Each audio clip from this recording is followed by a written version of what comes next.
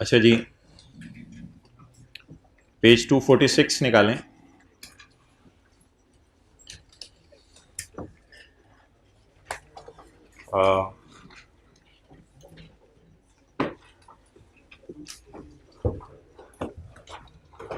अगर कभी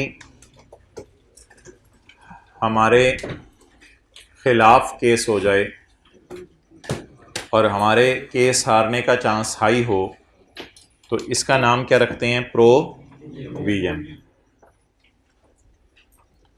अगर कभी हमारे खिलाफ केस हो जाए और केस हारने का चांस लो हो तो इसे क्या कहते हैं? कॉन्टिंजेंट। इसको ऐसे लिख के आना पेपर में। तो कैसे लिख के आना है ये इन सफ़ों पे सब लिखा हुआ है। और अगर कभी हमारे खिलाफ केस हो जाए और केस हारने का चांस ना हो तो इसको कहते हैं रिमोट चांस। और अगर इसको लिखना चाहें तो not be accounted for and not be disclosed. Not be accounted for and not be disclosed,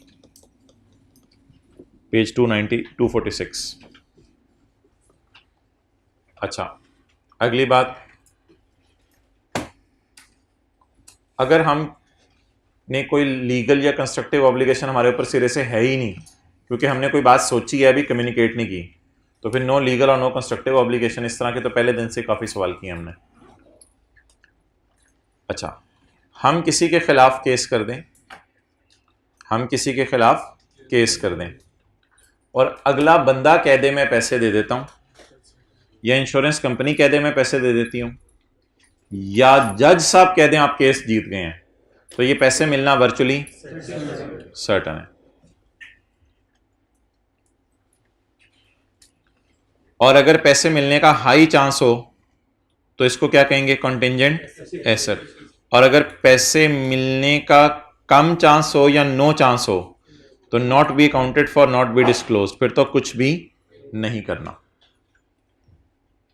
लेकिन अगर पेपर में ऐसा सिनेरियो आ जाए कि हमारे खिलाफ भी केस हो रहा हो, हम फिर आगे और किसी से पैसे मांग रहे हो, तो फिर ऊपर वाली सारी बातें भी लिख के आनी है, प्रोविजन की और एसेट वाली। और ये दो तीन बातों का भी ध्यान रखना है। दो तीन बातों का क्या ध्यान रखना है? कि मैक्सिमम रिसीवेबल उतना बुक करना है जितनी आपने प्रोविजन बुक की है, जैसे कल की क्लास में हुआ था। दूसरी बात का आपने यह ध्यान रखना है कि आपने P&L में नेट करने की इजाजत है और बैलेंस शीट के अंदर नेट करने की इजाजत नहीं है। ये बातें याद है? ये तो बहुत पुरानी बातें हैं। और रिस्ट्रक्चरिंग के बारे में कैसे लिख के आना है वो तो उसके पैरास खोल के आप लिख सकते हैं। और फ्यूचर ऑपरेटिंग लॉस किसी को याद है? फ्यूचर में ऑपरेट करेंगे तो लॉस आएगा, नहीं ऑपरेट करेंगे तो लॉस नहीं आएगा। लेकिन फ्यूचर ऑपरेटिंग लॉस में ये था, आप कॉलेज वालों को भी डरा दें कि आपको अगले सेशन में लॉस आएगा, तो कॉलेज वाले क्या जवाब देंगे? हम फ्यूचर में ऑपरेट ही नहीं करेंगे तो लॉस ही नहीं आएगा। लेकिन अगर फ्यूचर ऑपरेटिंग लॉस आना हो तो फिर एसेट्स को किस टेस्ट से गुजार लें? इंपेयरमेंट टेस्ट से गुजार लें। ऑनरेस कॉन्ट्रैक्ट था एक, डीकमीशनिंग थी एक, फ्यूचर रिपेयर किसी को याद हो? दो एग्जांपल्स की थी फ्यूचर रिपेयर्स की, एग्जांपल वन, और एक फर्नेस वाली और एक ओवरहॉलिंग वाली। तो उनकी भी लायबिलिटी बुक नहीं करनी होती क्योंकि future repairs can be avoided, future repairs को अवॉइड किया जा सकता है। ओके,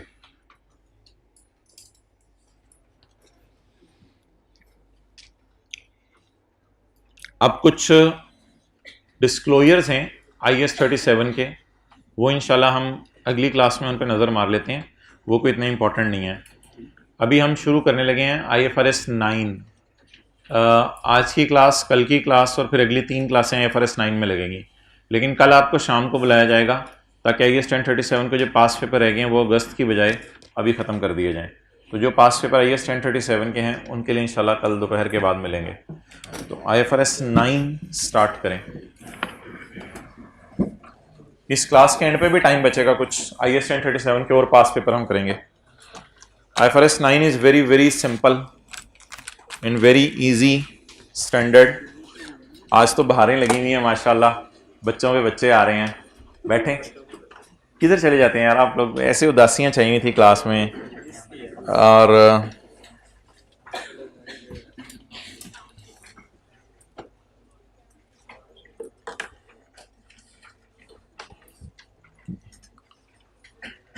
मुझे भी भूल गई हैं चीज़ें कहाँ पड़ी हुई थी वो। किधर है लेक्चर नोट्स वॉल्यूम 2 के लेक्चर? ये अच्छा, इसमें IFRS 9 किस पेज पे है? 400 नहीं 619 तो इसमें नहीं नहीं नहीं नहीं एंड पे लेक्चर नोट्स वाले में 724। चलें जी 724 page 724 question number 1।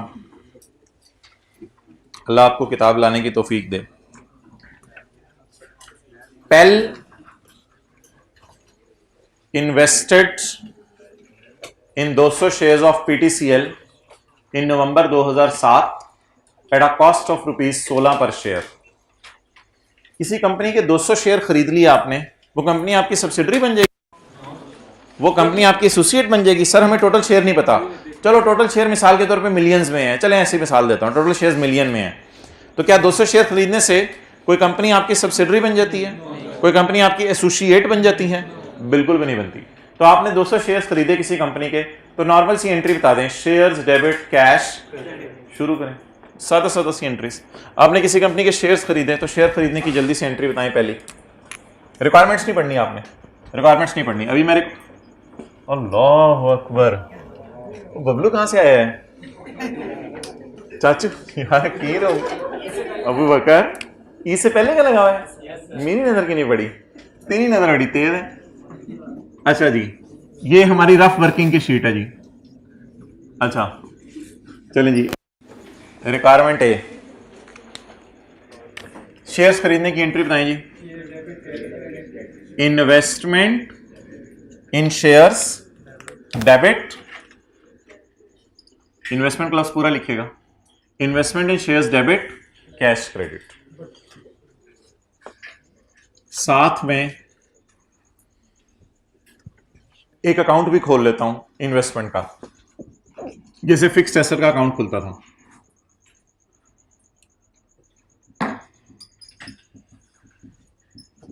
Investment in shares working 1 जी मोहतरम। पहले invested in 2 shares of PTCL eight a cost of ₹16 per share. तो 16 रुपए का हमने एक शेयर खरीदा है।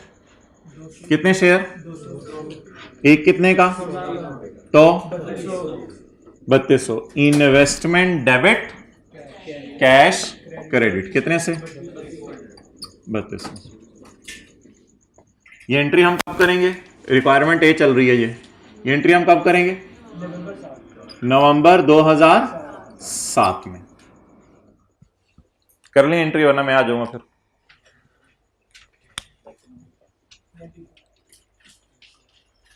एंट्रीज कोई 4-5 बनेगी, उसके बाद वर्किंग 1 करनी है आपने।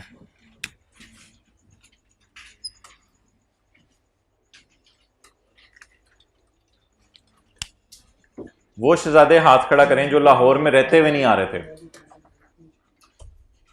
कोई शर्म या होती है? ओके चलें जी, आगे बढ़ें। भैया एसी चलाओ Danish. Transaction cost pay to broker was ₹300। Expense debit cash credit. Capitalise नहीं करना इसको, कैपिटलाइज नहीं करना। एक्सपेंस डेबिट कैश क्रेडिट जी 300 से। ये अजीब सा स्टैंडर्ड नहीं है IS 41 की तरह के fair value minus cost to sell और पता नहीं किन किन चक्रों में पढ़ते थे वो। ये सीधा सीधा सा स्टैंडर्ड है। एसेट खरीदा, asset debit cash credit, broker को पैसे दिए, कैपिटलाइज नहीं करने। Expense debit cash credit. Share खरीद रहे हैं, इतने शेयर खरीद रहे हैं कि वो कंपनी हमारी सब्सिडरी बन रही है, इतने शेयर खरीद रहे हैं कि वो एसोसिएट बन रही है। शायद ये 1 या 2% शेयर हम किसी कंपनी के खरीद रहे हो, शायद 3% खरीद रहे हो, 20% से कम होंगे। हमारी एसोसिएट नहीं है ये। The market price of the shares of PTCL on 31 December 2007 was jumped to 22। Market price 16 से जंप करके किस पे चली गई? 22 पे चली गई। इन्वेस्टमेंट प्रॉपर्टी वाला स्टैंडर्ड याद है? इन्वेस्टमेंट प्रॉपर्टी वाला, उसमें भी तो हम यही करते थे, प्रॉपर्टी की फेयर वैल्यू को ईयर एंड पे बढ़ा देते थे। तो बस वही काम कर रहा हूं मैं। कैरी डाउन बताएं। बोले बोले बोले 200 इंटू 22 4400 की एंट्री होगी या डिफरेंस की एंट्री होगी? ये वर्सेस की कैलकुलेशन है, वर्सेस की कैलकुलेशन है जी। बता दें 3200 वाले शेयर 4400 के हो गए या 16 रुपए वाला शेयर 22 रुपए का हो गया, एक ही बात है। हमारे पास 200 शेयर हैं तो कितनी खुशी आई? इस खुशी को P&L में डाला करेंगे फेयर वैल्यू गेन के नाम से। Fair value gain, fair value gain will go to P&L as a balancing figure 1200। Clear? Paper में आप ऐसे भी कर सकते हैं 2000 या 200 शेयर्स कितने से कितने पे चले गए? 22 से 16 पे चले गए। तो 22 वर्सेस 16, तब भी देख लें ये यही फिगर आ रही है, जरा कैलकुलेट करके देखें 1200 रुपए आ रहा है। तो क्या पेपर में जरूरी है टी काउंट बनाना या 22 और 16 का डिफरेंस भी ले सकते हैं? 22 और 16 का डिफरेंस, टी काउंट बनाना पेपर में जरूरी नहीं है। 22 और 16 का डिफरेंस, 16 वाली चीज किस पे चली गई? 22 पे। तो 200 शेयर्स हैं हमारे। टाइम सेव करने के लिए यू कैन डू इट जी। एंट्री बताएं 1200 की, इन्वेस्टमेंट डेबिट और P&L क्रेडिट। ये एंट्री कब होगी? दिसंबर 2007 को। एंट्री बोलें investment in shares debit, fair value gain credit. ये OCI में नहीं जाएगा, ये P&L में जाएगा। 1200, 3200 जमा 1200 कैरी डाउन 4400।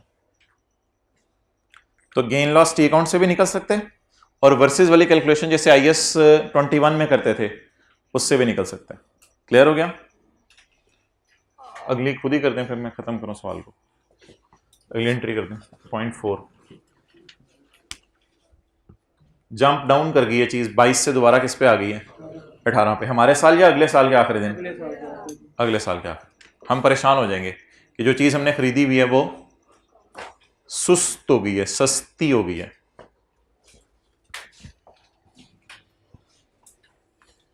कर ली एंट्री? जल्दी कर लें जरा जी। BD बोले, CD 200 into 3600। Fair value loss, fair value loss P&L में जाएगा, बैलेंसिंग 800। इधर कैसे निकालेंगे? अगर शॉर्टकट से निकालना हो इधर 200 पहले किस पे पड़ा हुआ है? 22 पे। मैंने किस पे लेके जाना है? 18 पे। वर्सेस लिख दें वो तो कोई मसला नहीं, 22 वर्सेस 18। लेकिन एरो एरो खींचे जरा, किससे किसकी तरफ जाने? तो फिर लॉस आ रहा है 4 रुपए का या गेन आ रहा है? लॉस आ रहा है। तो फेयर वैल्यू लॉस डेबिट दिसंबर 2008 पे, fair value loss in P&L debit and investment in shares credit. कितना? 800।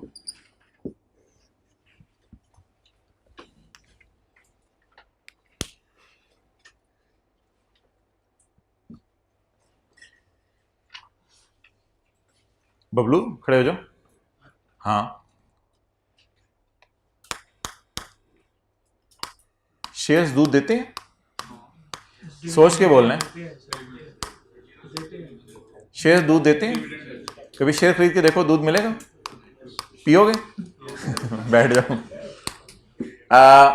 भैंस तो हमने सुना था कि महंगी भी हो जाती है, मोटी भी हो जाती है, तो उसको फेयर वैल्यू गेन लॉस कहते थे IS 41 में। लेकिन आपको पता है कि जितनी भी चीज़ें हैं उनमें आप सोचें, 1 बाय 1 लेके चलना शुरू करें। मिसाल के तौर पर मैं बात करता हूं एक जानवर से, तो भैंस जो है वो महंगी भी हो जाती है, ये फेयर वैल्यू गेन लॉस होता है। वो दूध भी देती है, ये एक अलग फ़ायदा होता है। अगर आप इन्वेस्टमेंट प्रॉपर्टी की बात करें तो वो महंगी भी हो जाती है।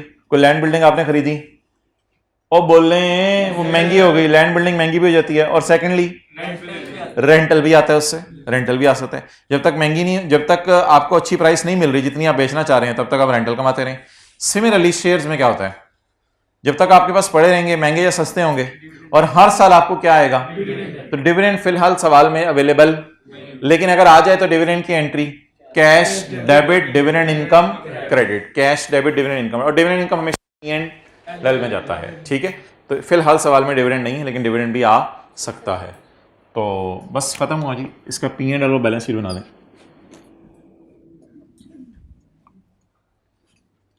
P&L में बता दें मुझे क्या जाएगा। P&L SOCI, P&L और OCI में कुछ नहीं जाएगा, OCI में कुछ नहीं जाएगा। फेयर गेन या लॉस 2007 और 2008। अच्छा, एक अनलकीली एक चीज है, पता नहीं आपके लिए तो लकीली होगी, इनका बेचना हमारे सिलेबस में नहीं है। शेयर्स का बेचना हमारे सिलेबस में नहीं है, सिर्फ खरीदना हमारे सिलेबस में है। अच्छा जी, पहले साल ट्रांजैक्शन कॉस्ट का एक्सपेंस आया, तो transaction cost expense, expenses negative में शो कर दें जरा, पता चले ये एक्सपेंस है कितना, 300। और 2007 में खुशी भी आई है 1200 की, और 8 में गम आया है 800, तो ये P&L बन गया। और OCI में कुछ भी नहीं जाएगा। आ गई है एम्बुलेंस। अच्छा, SOFP, कितने लोग एकदम बकरा खाते खाते पढ़ने बैठ जाते थे, ख्याल आता था यार पेपर हैं, पढ़ते पढ़ते बकरा खाने लग जाते थे, वो कह रहे हैं बकरा खाते खाते। अच्छा जी, SOFP 2008 2007 जी, इन्वेस्टमेंट्स 400 और 3600। ये यार करंट में डाल दो, ये बहस अभी आज मैं छेड़ना नहीं चाह रहा था, फिलहाल करंट में डाल दो।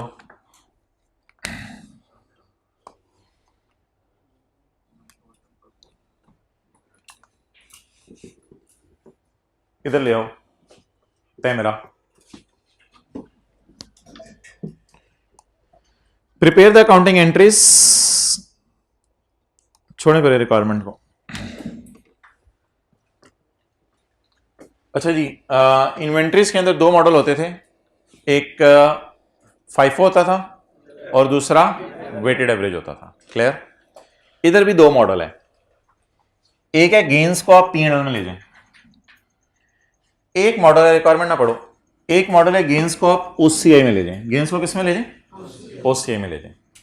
तो अब जरा सुनते रहिएगा, अगर गेन को OCI में लेके जाएंगे तो इससे फर्क क्या पड़ेगा सोल्यूशन के ऊपर। नंबर 1, अगर आप गेन को OCI में लेके जाएंगे तो हम एक्सपेंसेस को कैपिटलाइज करेंगे, जो ट्रांजैक्शन कॉस्ट होगी उसे क्या करेंगे? कैपिटलाइज। पहला फर्क ये पड़ेगा कि 300 रुपए को इधर ही डाल देंगे, अलग से एक्सपेंस के तौर पर रिकॉर्ड नहीं करेंगे, इसको एसेट की कॉस्ट में डाल देंगे। डन, पहला फर्क ये पड़ेगा। दूसरा फर्क, अगर गेन को OCI में लेके जाएंगे तो ये जो बैलेंसिंग फिगर आएगी गेन लॉस की, ये P&L में नहीं जाएगी, ये कहां जाएगी? जब ये OCI में जाएगी तो ये फॉर द ईयर OCI में जाएगी और फिर एज ऑन बैलेंस शीट के स्टेट्स के अंदर भी जाएगी, और फिर अगले साल भी गेन उसी तरह OCI के अंदर जाएगा। अच्छा, इसमें IAS 16 की तरह नहीं होगा कि IAS 16 में सरप्लस आता था तो सरप्लस में OCI में चला जाता था, लॉस आता था तो P&L में चला जाता था। इसमें गेन आएगा तो भी डायरेक्ट OCI में जाएगा, लॉस आएगा तो भी डायरेक्ट OCI में जाएगा। तो दोबारा करते हैं सवाल अब। OCI जी उमेर भाई, OCI के तौर पे शुरू कर दें। रिक्वायरमेंट नंबर बी, लेकिन रिक्वायरमेंट से इंशाल्लाह मैं थोड़ी देर में पढ़ता हूं। रिक्वायरमेंट नंबर बी, चलें जी, इन्वेस्टमेंट अकाउंट बनाते हैं। वर्किंग नंबर 2, इन्वेस्टमेंट अकाउंट जी, नवंबर 2007। अपना पॉइंट 1 और 2 को इकट्ठा करके मैं पढ़ने लगा हूं। पहले invested in 200 shares of PTCL for ₹16 per share, transaction cost is ₹300 जी। 200 मल्टीप्लाइड बाय 16 जमा 300 3500। Investment in shares debit cash credit पूरा 3500।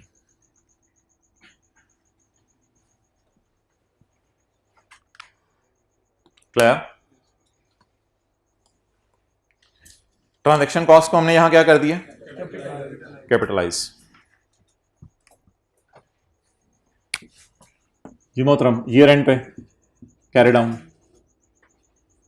कितने शेयर्स हैं?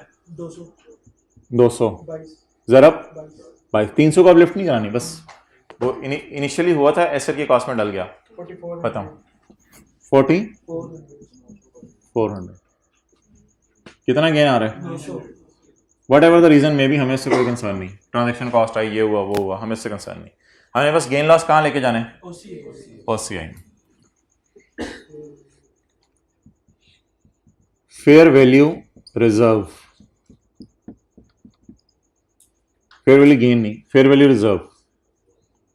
ये गेन है क्योंकि इन्वेस्टमेंट्स बढ़ रही हैं। ये बैलेंसिंग है, ये OCI में जाएगा। 3 दफा ब्रैकेट लगाई है मैंने। ये गेन है, ये बैलेंसिंग आया है, ये OCI में जाएगा। कितना? 900। एंट्री बता दें।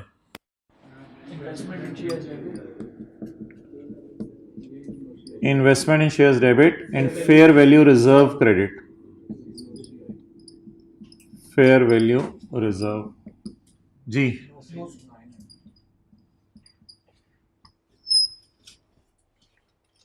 ये दिसंबर में एंट्री हो जाएगी। दिसंबर 2007।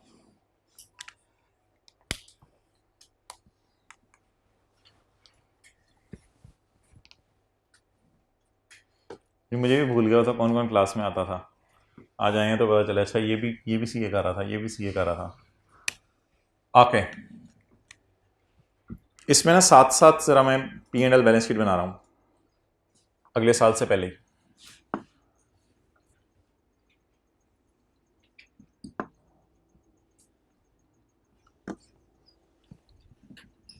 SOCI comprises of P&L and OCI। अब शायद P&L में कुछ नहीं जाना, वो ट्रांजैक्शन कॉस्ट थी वो भी नहीं जानी। अब OCI जी, 2008 और 2007। Investment in shares debit, fair value reserve in OCI credit. इसका नाम यहां रखे करेंगे फेयर वैल्यू गेन या लॉस, 900 रुपया। लेकिन प्लीज एक और आपने काम करना है, वो ब्लू मार्केट से मैं किया करूंगा। वो काम यह है कि OCI रिजर्व का बैलेंस निकालते रहना है। एक होता है ना खुशी फॉर द ईयर, और एक होती है खुशी एज ऑन। तो अगर जिंदगी में आई ही पहली दफा खुशी है तो फॉर द ईयर और एज ऑन बराबर होंगी।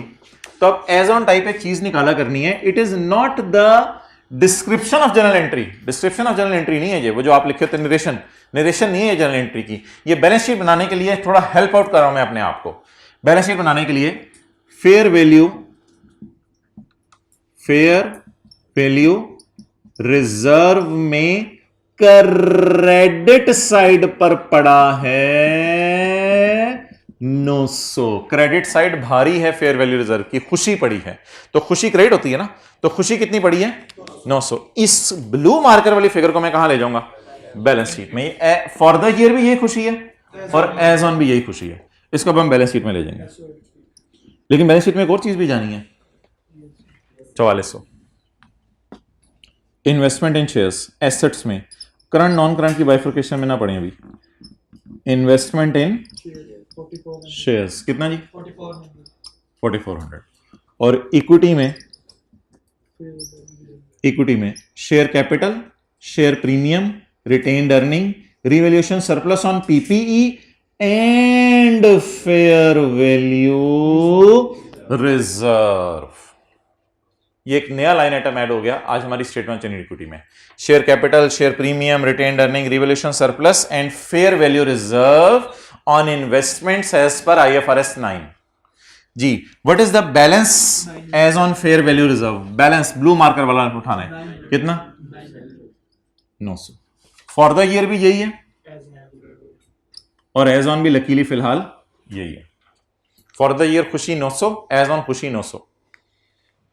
अगला खुद ही ट्राई कर लें सारा, और अल्लाह करे ये वाली फिगर्स आप सही तरह किस तरह कर लें, ये वाली और ये वाली, सारा अगला खुद ही कर लें।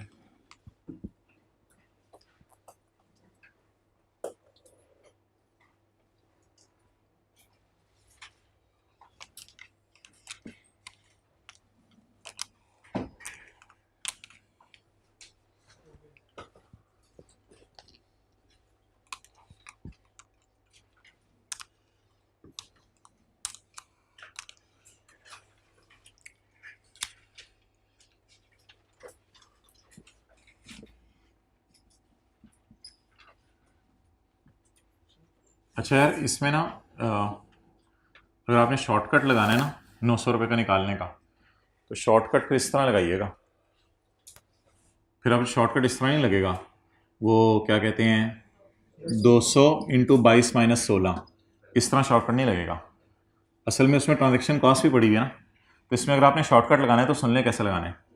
वो शॉर्टकट लगवा दो इधर। अगर शॉर्टकट लगाना है तो शॉर्टकट लगाने का आसान तरीका है 3500 वर्सेस, बोले बोले बोले हिम्मत, वर्सेस 200 इंटू 22। अगर आपने शॉर्टकट लगाना है तो इस तरह लगेगा। समझ आ रही है बात? तो हाथ खड़ा कर दें। कितने पे पड़ा हुआ है बैलेंस? 3500 पे। और लेके किस पे जाने? 200 ज़रब 22 पे। अगर चीज़ें परेशान कर रही हैं तो कोई मसला नहीं, टी अकाउंट बना लीजिएगा बस। तो टी अकाउंट तो सबसे आसान अप्रोच है, कोई एरर फ्री तरीका है। तो 3500 वाली चीज़ को इधर भी देख लेना, 3500 वाली चीज़ को किस पे ले जाना है? 4400 पे। अगर आप टी अकाउंट नहीं बनाना चाहते तो इस तरह कर लें। लेकिन बहरहाल इसको मैं मिटा रहा हूँ, ये ब्लू वाली चीज़ ज़रूर करनी है बस। ओके, अगला ट्राई करते हैं। अगला शॉर्टकट कैसे लगेगा बोलें? 4400। 4400। अब 4400 200 ज़रब 22 वाला है। अब ये वहां से नहीं देखना, ये 200 ज़रब 22 वाला 4400। तो 200 ज़रब 22 वाला 4400 वर्सेस 200 इंटू 18। तो फिर इसमें मेरे ख्याल से तो ऐसे भी करना पड़ेगा हमें कि पिछला बैलेंस निकाल के रखना पड़ेगा। 3500 वर्सेस 4400। 4400 कैसे आया? 200 ज़रब भाई, इस तरह समझ आया बात आपको? अब 4400 अगला 4400। तो बहरहाल मैं शॉर्टकट्स की तरफ जा रहा हूँ, कोई ज़रूरत नहीं उसकी, नॉर्मल तरीके से चलें ताकि कोई एरर का चांस ना रहे। 4400 कैरी डाउन जी। शेयर कितने रुपए का हो गया? 18 रुपए का। 200 ज़रब 3600, 800। आपने नहीं देखना पहले खुशी पड़ी है गम पड़ी है, इस टॉपिक में नहीं ऐसे देखना, पर डायरेक्ट गेन लॉस निकाले जाना है। IAS 16 में देखते थे ना पहले खुशी गम, इस चक्कर में नहीं पढ़ना, पर सब कुछ OCA में फेंके जाना है जी। फेयर वैल्यू रिजर्व, रिजर्व ही नाम लिखना है, फेयर वैल्यू रिजर्व। ये गेन आया लॉस? बैलेंसिंग आया, जो सवाल में गिवन है बैलेंसिंग आया। कहाँ लेके जाना है? OCA में लेके जाना है। कितना आ गया? 800। चलें एंट्री करें। दिसंबर 2008 fair value reserve in OCI for the year, in OCI debit and investment in shares credit 800। इसको तो डायरेक्ट ले जाएं आप OCA में। ये गम आ रहा है, खुशी आ रही है, इसको कैसे शो करें? नेगेटिव 800। और इन्वेस्टमेंट का कैरी डाउन, इसके लिए थोड़ा सा जरा मेहनत करनी पड़ेगी जी। बोलें ओपनिंग बैलेंस ऑफ खुशी, ओपनिंग बैलेंस क्रेडिट था, ओपनिंग बैलेंस ऑफ खुशी 900। फॉर द ईयर गम डेबिट डालें 800 का, और अब नेट बता दें। अगर क्रेडिट 900 है और डेबिट फॉर द ईयर पड़े 800, ये 900 ओपनिंग है, ये फॉर द ईयर है, तो क्लोजिंग क्रेडिट बचा डेबिट बचा, काटें इनको, क्या बचा क्रेडिट कितना 100, तो ये बैलेंस हो गया। अब अगले साल ये ओपनिंग बैलेंस बन जाएगा 100 रुपए। तो पिछले साल बताएं, 1 मिनट सारे, पिछले साल बताएं for the year Khushi, as on Khushi, for the year Gham, opening Khushi, for the year Gham, closing Khushi.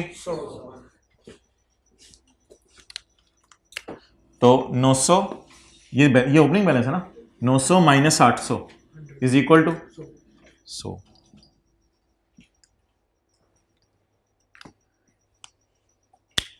तो ये थोड़ी सी एक समझने वाली चीज थी।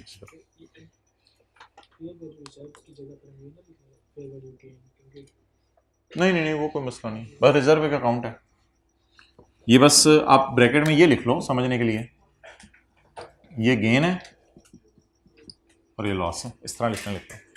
लॉस डेबिट हो रहा है, गेन क्रेडिट हो रहा है। Okay, now our question is when to follow which model, when to follow which model. ये जो मॉडल है ना, ये सारा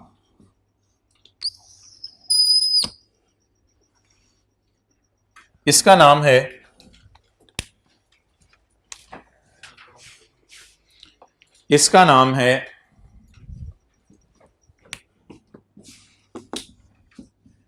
fair value through profit and loss, fair value through profit and loss.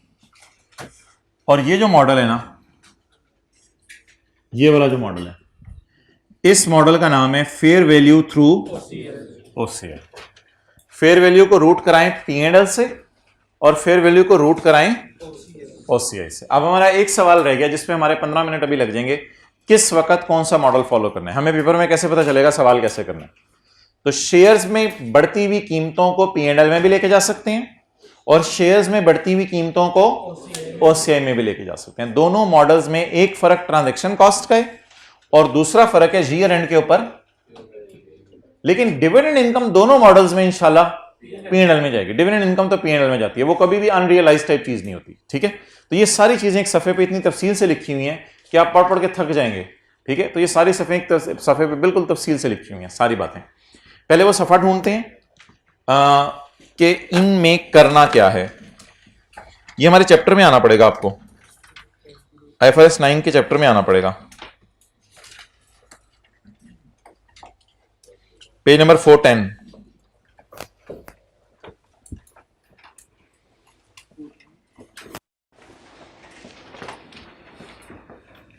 हम कौन है इस सवाल में, पेल हैं या PTCL है? पेल। हम कौन है? पेल। एक लफ्ज बोलने लगा हूं, जरा बताइएगा समझ आ रहा है आपको? पहले वो लफ्ज सुन लें।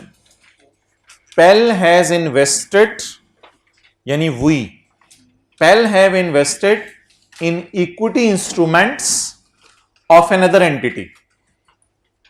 समझ आई बात?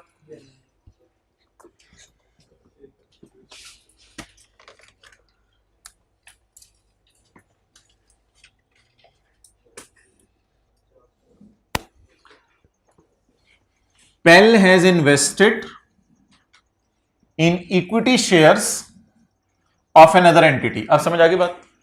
तो इस फिक्रे को जरा बार बार बोलें।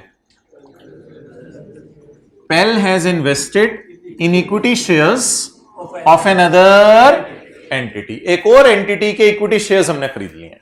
Pel has invested in equity shares of another entity. इसको टिक करें। Investment in equity instruments, page number 411। Investment in equity instruments. और इधर वो पेज लिखे और क्वेश्चन नंबर लिखे, कौन सा है? Page number 724, question 1, page 724, question 1। Investment in equity shares of another entity. Pell has invested amount in equity shares of an other entity. कभी कभी पेपर में कहा करेगा इक्विटी इन्वेस्टमेंट्स, क्या कहा करेगा? मैंने अगले की इक्विटी बाय कर ली है, अगले के शेयर बाय कर लिए हैं, ठीक है? तो इक्विटी का मतलब शेयर्स में इन्वेस्टमेंट, शेयर्स में इन्वेस्टमेंट, मैंने शेयर्स में इन्वेस्टमेंट कर लिया या लोन दिया अगले को, शेयर्स में इन्वेस्टमेंट कर लिया। और सादा जबान में जो हम बोलते हैं वो क्या होती है? वी परचेज्ड या वी इन्वेस्टेड मनी इन या वी परचेज्ड इक्विटी। ये तो सादा जबान है जो जिसमें हम बोलते हैं या अच्छा जी, अब इसको आगे छोड़ें। फेयर वैल्यू थ्रू P&L एक मॉडल है, जैसे FIFO वेटेड एवरेज होता था या कॉस्ट रिवैल्यूएशन मॉडल होता था, और fair value through OCI। Initial recognition, fair value, purchase price paid. Initial recognition is at fair value 16 रुपए, यानी purchase price paid. Initial measurement, initial recognition नहीं measurement, initial measurement, purchase price paid plus transaction cost. Fair value 16 रुपए की थी, पल्ला fair value को purchase price कह दिया plus transaction cost. Transaction cost is expensed in FVTPL, FVTOCI capitalized as above. Transaction cost is expensed in FVTPL and it is capitalized. Dividend shown in P&L. Subsequent measurement at fair value with gain loss shown in subsequent measurement ये होती है carried on. Subsequent measurement at fair value with gain shown in subsequent measurement at with gain or loss shown in P&L. FVTOCI subsequent measurement at fair value with gain loss shown in OCI. At fair value 22 रुपए with gain loss shown in OCI। ऐसा नहीं होगा कि loss आएगा तो P&L में डाल देंगे जैसे IAS 16 में होता था, ऐसा नहीं होगा। हमेशा ही गेन आए लॉस है कहां डालें? डायरेक्ट। पहली दफा भी लॉस आ जाए तो भी, उधर ये होता था ना, पहली दफा लॉस आ गया, अगर कभी भी रिवैल्यूएशन नहीं आई हुई तो पहली दफा लॉस आ गया डायरेक्ट कहां फेंकते थे? P&L में। लेकिन इधर पहली दफा लॉस आए, 10वीं दफा लॉस आए, जब मर्जी लॉस आए, all will go to OCI। तो ये हो गई जी दोनों मॉडल्स की अकाउंटिंग ट्रीटमेंट। अब सवाल क्या रह गया? कब कौन सा मॉडल आपने यूज करना है, उसके लिए एक डिस्कशन है, उसके लिए आपने जरा अटेंटिव रहना है। वालिद साहब ने आपको कहा कि बेटा हमारा कारोबार मुख्तलिफ शहरों में फैला हुआ है, ये करीब करीब के शहर हैं, कुछ साहिवाल है, कोई और है, कुछ शेखुपुरा है, कोई जो है वो ननकाना के अंदर है, कोई और जगह के ऊपर है। तो ये करीब करीब के शहरों में हमारा कारोबार फैला हुआ है। तो बेटा जब भी छोटा रास्ता इख्तियार करेंगे ना हम, यानी करीब के शहर में जाएंगे, तो उस वक्त हम जाया करेंगे GT रोड से। ये तय होगी, ये बात लिख लो, पक्की बात है, इसमें कोई दूसरी राय नहीं और मैं तुम्हारी नहीं सुनूंगा। तो जब भी छोटे रास्ते पे जाना है, यानी करीब के शहर में जाना है, तो हम किस पे जाएंगे? GT रोड पे जाएंगे। ये बात पक्की है, इसमें कोई दूसरी राय नहीं, और आइंदा टाटर ज्यादा नहीं करनी। दूसरी बात, बेटा एक दूर का शहर है जहां जाते जाते 4 घंटे लग जाते हैं, वो है रावलपिंडी। रावलपिंडी जाने में बेटा तुम्हारे पास 2 ऑप्शंस होंगी, तुम्हारे पास 2 ऑप्शंस होंगी। अगर तुम GT रोड से जाते हो तो रास्ते के अंदर जो है वो तुम्हें मियाँ जी दाल वाले हैं, वो क्या मशहूर हैं, मियाँ जी वाले, हाँ, तो मियाँ जी दाल वाले रास्ते में तुम्हें मिलेंगे GT रोड पे। और अगर तुम जो है वो मोटरवे से जाते हो तो रास्ते में तुम्हें मैकडॉनल्ड्स मिलेगा, बड़े मियाँ जी। तो अब ये 2 रास्ते हुआ करेंगे, जब भी लंबा सफर हुआ 2 रास्ते हुआ करेंगे। या तो तुम GT रोड पे चले जाना, ब्रो नहीं सॉरी सन, बेटे या तो तुम GT रोड से चले जाना या तुम मोटरवे से, तुम्हारी चॉइस है, तुम्हारी चॉइस है, जो मर्जी कर लेना, चाहे GT रोड पे डाल दो चाहे मोटरवे पे डाल दो, तुम्हारी मर्जी है। लेकिन बेटे एक बात सुन लो, अगर तुमने गाड़ी मोटरवे पे डाल दी और बोर होना शुरू हो गए कि दाएं बाएं कुछ नजर नहीं आ रहा, तो दोबारा तुम्हें जीटी रोड पे नहीं डालने दूंगा। अगर तुमने गाड़ी मोटरवे पे डाल दी तो दोबारा जीटी रोड पे नहीं आने दूंगा। इससे आपके जहन में क्या सवाल अराइज हो रहा है? नहीं, इससे अगला सवाल आपके जहन में क्या अराइज हो रहा है कि अगर जीटी रोड पर डाल दी तो मोटरवे पे आने देंगे या नहीं? ये आउट ऑफ सिलेबस है, इसको रिक्लासिफिकेशन कहते हैं, ये हमारे सिलेबस में नहीं है, ये आउट ऑफ सिलेबस है। तो ये इस तरह नहीं सोचना। बस दो बातें हैं। नंबर 1, जब भी छोटा रास्ता जीटी रोड, एक कोई ऑप्शन नहीं है, you have no choice, you have no choice, you are suppose to go through GT road. जब भी लंबा रास्ता, you have choices, you have choices, either you can go through this way और you can go through this way. या तुम GT road से चले जाओ या तुम, लेकिन अगर मोटरवे पे डाल दी तो वापस तुम जीटी रोड पर नहीं आ सकते, वापस जीटी रोड पे नहीं आ सकते। क्लियर? अगर आपने शेयर्स खरीदे हैं थोड़े दिनों के लिए, अगर आपने शेयर्स खरीदे हैं थोड़े दिनों के लिए, कुछ 10 दिन, 15 दिन, 20 दिन, महीना, 2 महीने, 6 महीने, 4 महीने, 10 महीने, 15 महीने, थोड़े दिनों के लिए आपने शेयर खरीदे हैं कि बस बेच दूंगा, जैसी अच्छी प्राइस निकली बेच दूंगा, तो फिर आपका मकसद डिविडेंड खाना नहीं होगा उससे, फिर आपका मकसद डिविडेंड खाना नहीं होगा, फिर तो आपने सिर्फ उनको बेच के फायदा उठाना है। तो अगर आपने शेयर थोड़े अरसे के लिए खरीदे हैं, शॉर्ट टर्म, थोड़े अरसे के लिए, तो स्टैंडर्ड कहते हैं I am not giving you any choice, जितना गेन लॉस आए P&L में लेके जाओ, जितना गेन लॉस आए, ये जीटी रोड का रास्ता है मोहतरम, ये जीटी रोड का रास्ता है, जितना गेन लॉस आए P&L में जाओ, बस खत्म बात।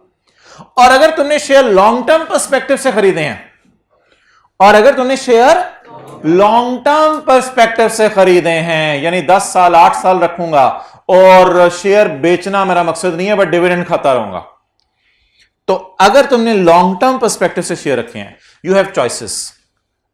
The default category is GT road. Standard कहते हैं जीटी रोड पे चढ़ जाओ, कोई मसला ही नहीं, गेन सारे P&L में फेंकते रहो, कोई मसला नहीं। शेयर की प्राइस बढ़ रही है, P&L कम हो रही है, आपके दिल में आ रहा होगा उससे लॉन्ग टर्म के लिए खरीदे, नहीं। स्टैंडर्ड कह रहे हैं you have default option available, default category, default option is available, GT road खुली हुई है, जाओ मजे करो जीटी रोड पे। हाँ, तुम्हारे पास एक अलाउड ऑल्टरनेटिव है, तुम्हारे पास एक ऑल्टरनेटिव है, डिफॉल्ट कैटेगरी नहीं है, ऑल्टरनेटिव है, लेकिन वो ऑल्टरनेटिव खतरनाक है। अगर उस ऑल्टरनेटिव की तरफ तुम आते हो तो तुम फिर वापस नहीं जा सकते, तुम फिर वापस नहीं जा सकते।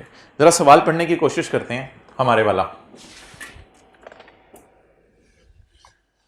सवाल की रिक्वायरमेंट है, मैं पढ़ रहा हूं, prepare accounting entries if the investment is held for trading, short term trading, बेचने के लिए खरीदी है या फिर रखने के लिए, बेचने के लिए, मींस हेल्ड फॉर।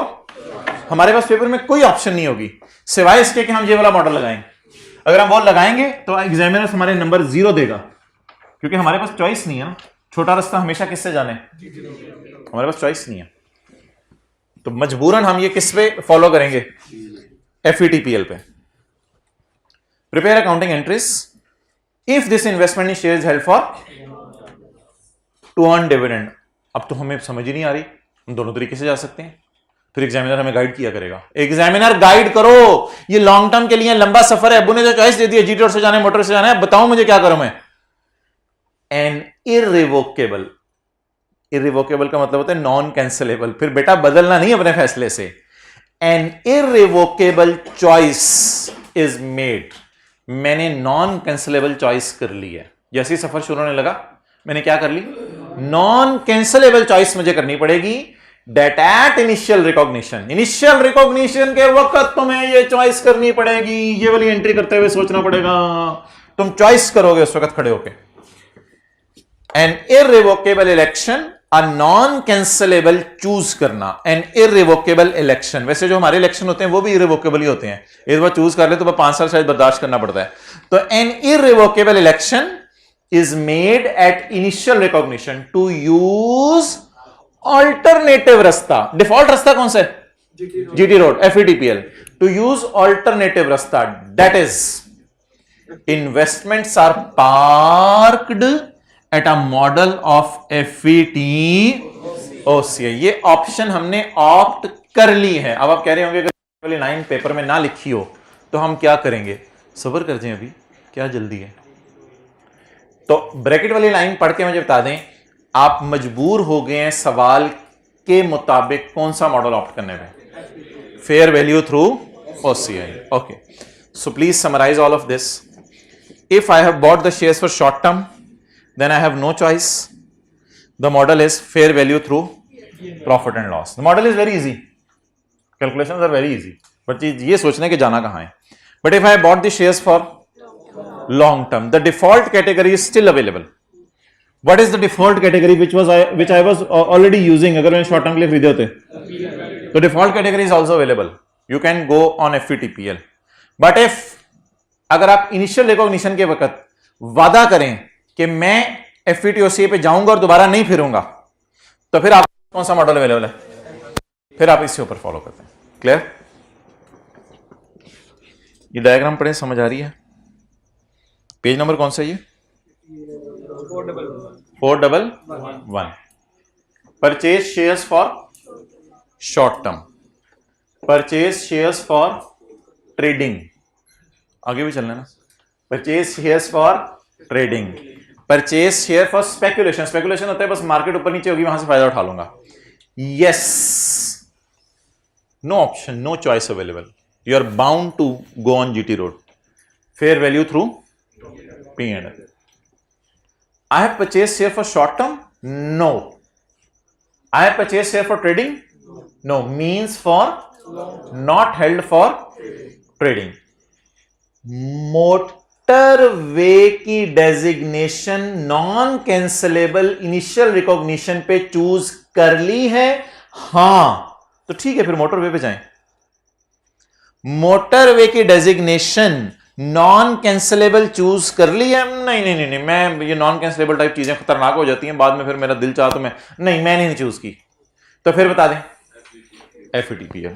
तो इसके साथ लिखें डिफॉल्ट कैटेगरी. डिफॉल्ट रास्ता तो फिर अवेलेबल है ना, कौन सा? अगर आप चूज नहीं करते इमरान खान को, तो फिर नवाज शरीफ तो अवेलेबल है, तो लेकिन अगर चूज कर लेते हैं इमरान खान को, तो फिर बाद में मुकरना नहीं है कि एक ही हो गया.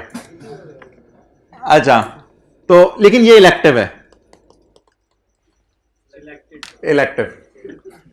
ये इलेक्टिव है, ये चॉइस अवेलेबल है. वरना डिफॉल्ट तो आपको पता है हमारे मौजूद हैं सियासतदान.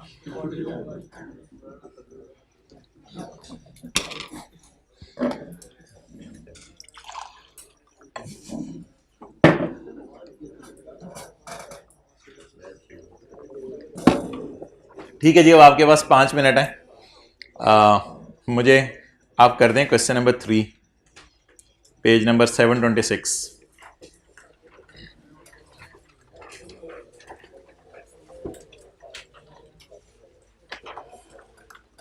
You have 5 minutes.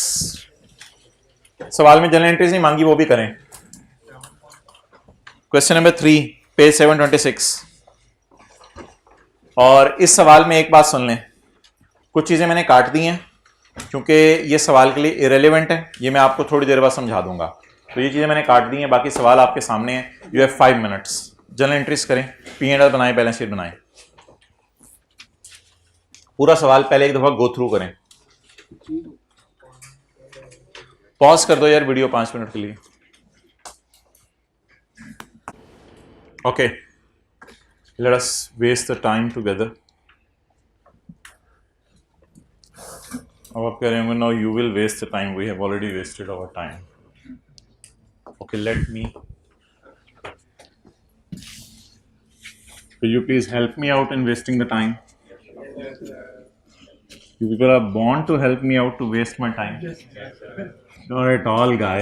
Please think before you speak. पहले तोलो फिर बोलो बड़ी.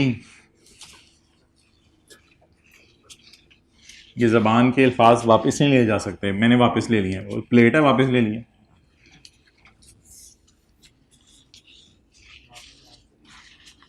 जो नरमी से महरूम रह गया वो सारी खैर से महरूम रह गया. नरम तबीयत होनी चाहिए बंदे की, बहुत नरम तबीयत. खुश नसीब लोगों को मिलती है. Okay, on 1 May 2017 Tandru limited acquired following equity investments: acquired following equity investments. Investment in equity of another entity या acquired shares, acquired following equity investments, share खरीदे हैं. इन्वेस्टमेंट है, purchase price, transaction cost, total. Total की हमें जरूरत नहीं है, total हमें करना आता है, बड़ा साइंसदान बन रहे हैं तो. अच्छा जी, investment A was parked, investment A was parked as measured at FVTPL. Reason नहीं बताई, बस खत्म होगी बात. इन्वेस्टमेंट ए को एफईटीपीएल सवाल कह रहे, खत्म होगी बात, आसान होगी मेरे लिए. Where is investment B was non cancellable election की है, यानी जिस वक्त मोटरवे पे चढ़ने लगेंगे, डिफॉल्ट रास्ता जीटी रोड अवेलेबल है, लेकिन अब्बू बेटे से कहलवाएंगे, पुत्र बोल मैं जीटी रोड पे नहीं जाऊंगा, मोटरवे पे जाऊंगा, और मैं वादा करता हूं जान चली जाएगी, मोटरवे से नहीं उतरूंगा, चाहे हड़ताल हो, आंधी हो, तूफान हो. Whereas investment B was non cancelably parked at initial recognition at FVT OCI. तो इन्वेस्टमेंट बी में हमने कौन सा रास्ता पसंद किया है, डिफॉल्ट या इलेक्टिव? डिफॉल्ट या इलेक्टिव? इलेक्टिव. डन. इन अक्टूबर 2017, मई, जून, जुलाई, अगस्त, सितंबर, अक्टूबर 2017 को हमें डिविडेंड मिला है. डिविडेंड मैंने कहा था कभी भी टाइम अपोर्शन नहीं करते, बट डिविडेंड मिल गया, बस जितने मिल गया खत्म होगी बात. अगर रिसीव करने की डेट और होती और मिलने की डेट, अगर रिसीवेबल किसी और तारीख को होता और मिलता किसी और को, तो फिर इंक्रीज करते, रिसीवेबल डेबिट इनकम क्रेडिट और कैश डेबिट रिसीवेबल क्रेडिट. लेकिन अगर कुछ भी नहीं लिखा हुआ तो डायरेक्ट एंट्री होगी cash debit dividend income credit. In December 2017 fair values are given below, fair values available है. तो इन्वेस्टमेंट ए जी, कैश कितना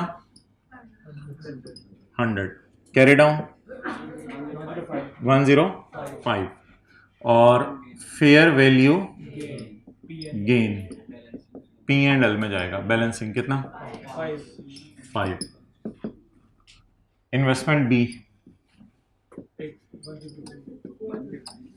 इन्वेस्टमेंट बी कैश 153 जी 153, कैरी डाउन 130 जी, loss fair value reserve OCI balancing loss. और ये इसके साथ भी आप बैलेंसिंग लिख सकते हैं यार, गेन जी कितना 23. चलें जी, 100 रुपए की और 153 की एंट्रीज अलग अलग भी कर सकते हैं, इकट्ठी भी कर सकते हैं दोनों इन्वेस्टमेंट्स की. मैं वैसे अलग अलग कर रहा हूं. इन्वेस्टमेंट इन शेयर्स ए,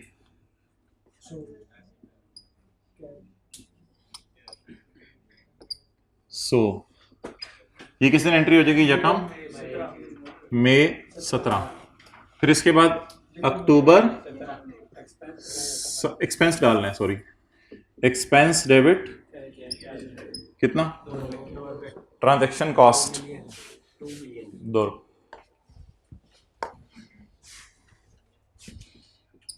2 रुपए में तो कोई थप्पड़ नहीं मारता, 2 मिलियन, सॉरी. आगे यकम अक्टूबर 2017. Debit dividend income will always go to 12. 31 दिसंबर 17 जी, बोले. Investment in shares A debit, investment in shares A debit and fair value gain in P and L. अब किसकी एंट्रीज, इन्वेस्टमेंट बी की.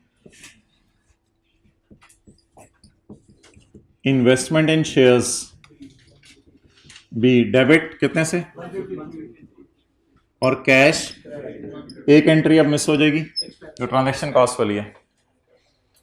अब यकम अक्टूबर को एंट्री होगी cash debit dividend income credit, यकम अक्टूबर कैश डेबिट जी 9, ये हमेशा P&L में जाएगा, इसमें OCI नहीं है।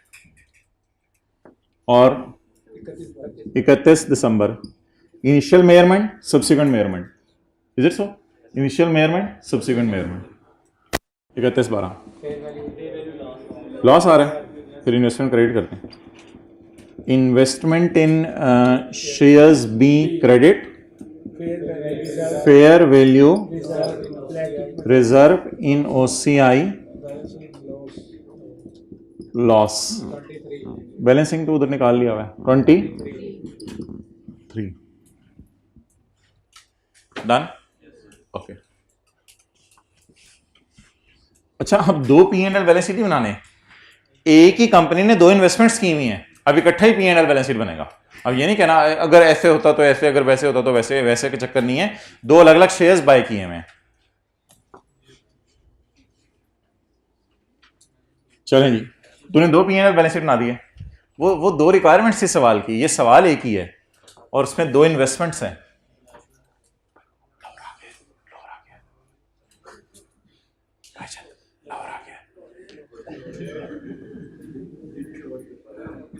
जी SOCI P&L एंड OCI। अच्छा, जरा मुझे ना जबानी बता दें कि FVTPL मॉडल में P&L में क्या क्या जाया करेगा? तीन चीजें।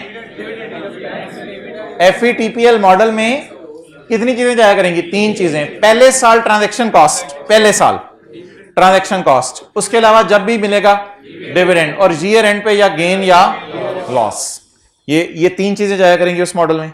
और ये जो FVTOCI मॉडल है, इसमें P&L में सिर्फ एक चीज जाएगी डिविडेंड, और OCI में एक चीज जाएगी या फेयर वैल्यू गेन या फेयर वैल्यू लॉस। तो इसमें दो चीजें जाएंगी टोटल, लेकिन उसमें तीन चीजें जाएंगी, एक ट्रांजैक्शन कॉस्ट भी जाती है उसमें।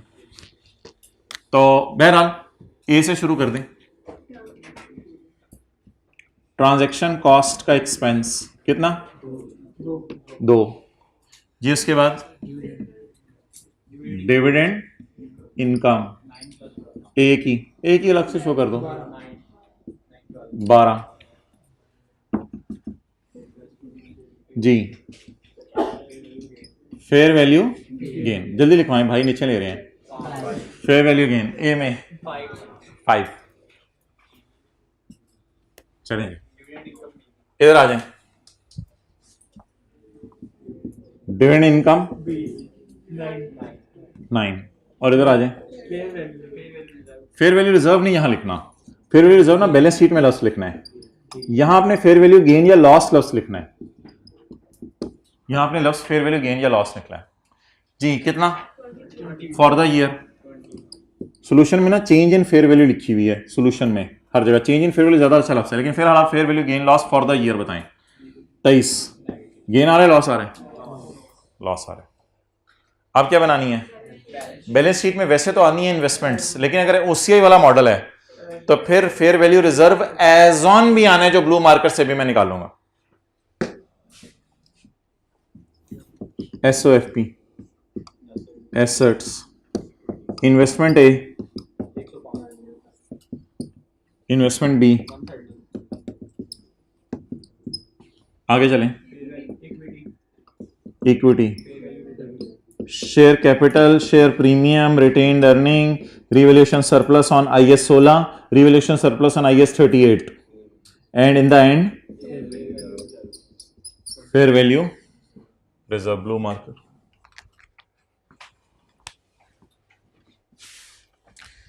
गम फॉर द ईयर, गम for the year 23, gum as on 23। तो गम किस साइन से शो होगा? बोले नेगेटिव साइन से शो। तो Gham for the year 23, gum as on 23 कितने लोगों ने नेगेटिव 23 शो कर दिया था इक्विटी में? कितने लोग भूल गए थे? ब्लू मार्कर वाली बात भूल गए थे?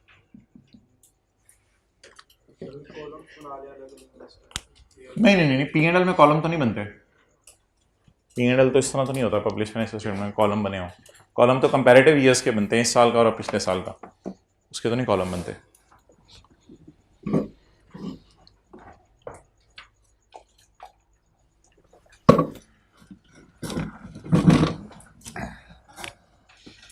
चलें जी, बच्चों वाली 4 बातें अब अच्छा होमवर्क में ना 2 सवाल कर लीजिएगा, क्वेश्चन 4 कर लीजिएगा।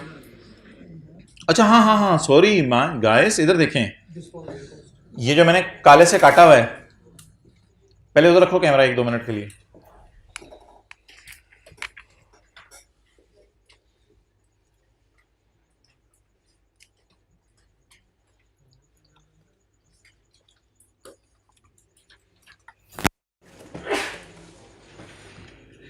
अच्छा इधर आओ, ये जो मैंने काले से काटा हुआ है, ये देखो, इधर आओ।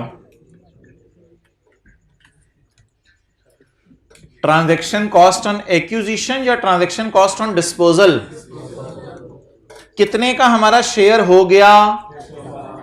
लेकिन अगर इन दोनों का मैं वेट कर रहा था, कितने का हमारा शेयर हो गया? जब बेचने जाएंगे तो ब्रोकर कितने पैसे लेगा? हमें कितने बचेंगे? 102. ये अगर आपको IAS 41 याद है तो ये कोई फेयर वैल्यू टाइप चीज है, ये कॉस्ट टू सेल टाइप चीज है, और ये fair value minus cost to sell type चीज है। लेकिन हम ऐसा करते हैं, ठीक है, लेकिन हम ऐसा करते हैं कि जरा जाके देखते हैं हमने रखना किस पे है। Subsequent measurement at fair value minus cost to sell, at fair value minus cost to sell, at fair value means at fair value means at fair value means at fair value, not minus cost to sell.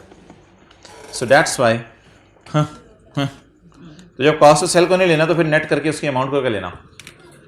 तो transaction cost जो हो गई है उसे लेने, या year and पे जो शेयर महंगा हो गया उस पर होने वाली कॉस्ट को भी लेना है?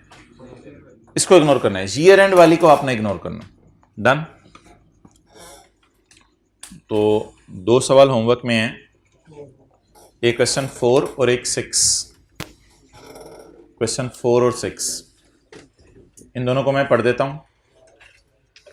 Muzammil limited purchase 5000 shares of ₹100 each on 1 January 2009। Transaction cost in buying, selling की कोई टेंशन ना लें, बस बाइंग की 2% है, काफी है मेरे लिए, सेलिंग वाली को इग्नोर करना है। तो बाइंग के बगैर 2% मुझे कमीशन देना पड़ेगा, और ईयर एंड पे शेयर 108 का, 111 का और 110 का हो गया है। डिविडेंड सिर्फ 2009 में मिला है, ₹4 पर शेयर। तो 5000 जरा ₹4 पर शेयर, 20,000 का डिविडेंड मुझे मिला। इसकी एंट्री सिर्फ किस साल करेंगे? 2009 में। कौन कौन से मॉडल से?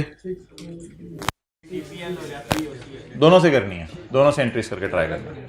ठीक है, कितने मिनट में हो जाएगा सवाल? 5 मिनट में। 9 मिनट। अच्छा, इसके बाद क्वेश्चन नंबर 6। क्वेश्चन नंबर 6 कुछ भी नहीं, बस ठीक है, 21 रुपए का शेयर खरीदे, साल के एंड पे 24.5 का हो गया। रिक्वायरमेंट जरा पढ़ लीजिएगा क्या करना है, तो रिक्वायरमेंट पढ़ के जरा सॉल्व कर लीजिएगा, ठीक है जी। तो ये 4 और 6 आपने करना है।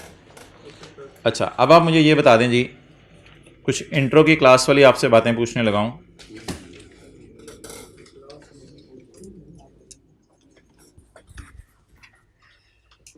पहले सफ़े पे आ जाएं चैप्टर के।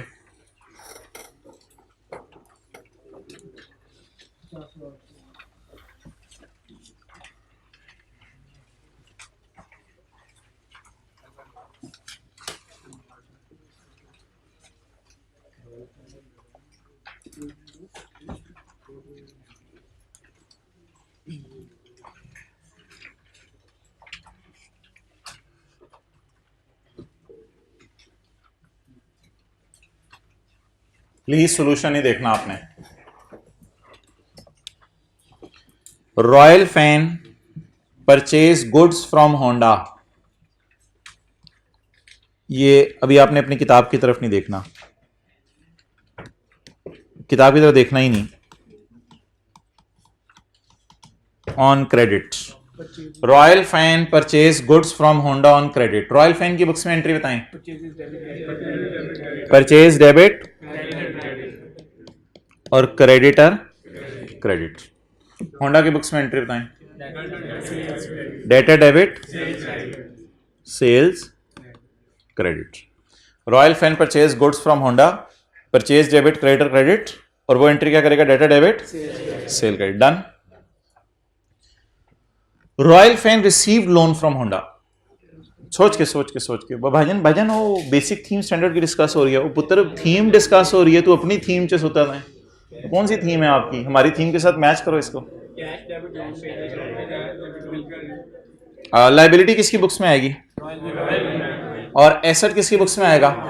अब तो आपको पेरेंट सब्सिडरी वाली काफी चीजें आपको आती हैं। तो रॉयल फैन रिसीव्ड लोन, तो रॉयल फैन क्या एंट्री करेगा?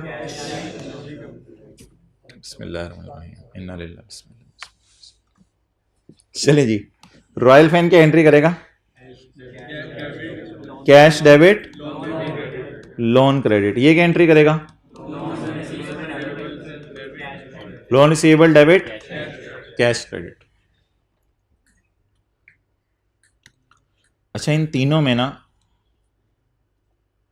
इन तीनों एग्जांपल्स में royal fan is in need of money. Royal fan को ना पैसे चाहिए, इसलिए लोन ले रहा है। अभी मैं नोट करने दूंगा। और इन तीनों में Honda has surplus funds. Honda has surplus funds to invest. एक के पास पैसे पड़े हैं, वो फेंकने को तैयार है, और दूसरा पैसों के लिए तरस रहा है। तो इस किस्म की कहानी है। तो जरा मजबूत कंपनी को हमने होंडा को रखा है, उसके पास पैसे पड़े हैं, और जो हल्की कंपनी है उसको पैसों की जरूरत है। तो if royal fan is in need of money, तो रॉयल फैन क्या करेगा? Royal fan will receive loan from Honda. The royal fan will pass the entry cash debit and the Honda will pass the entry loan receivable debit and cash credit. Got it? Got it? Got it? Okay, अगली entry try करें।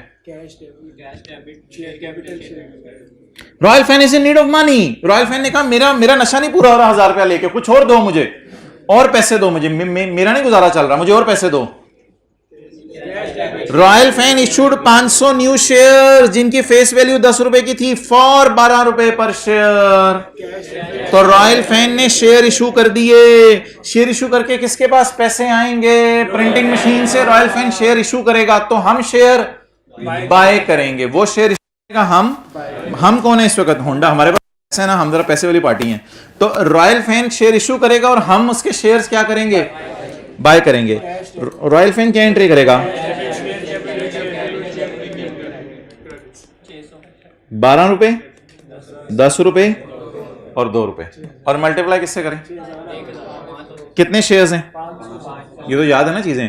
500 shares, जरबे 500, जरबे 500, जरबे 500।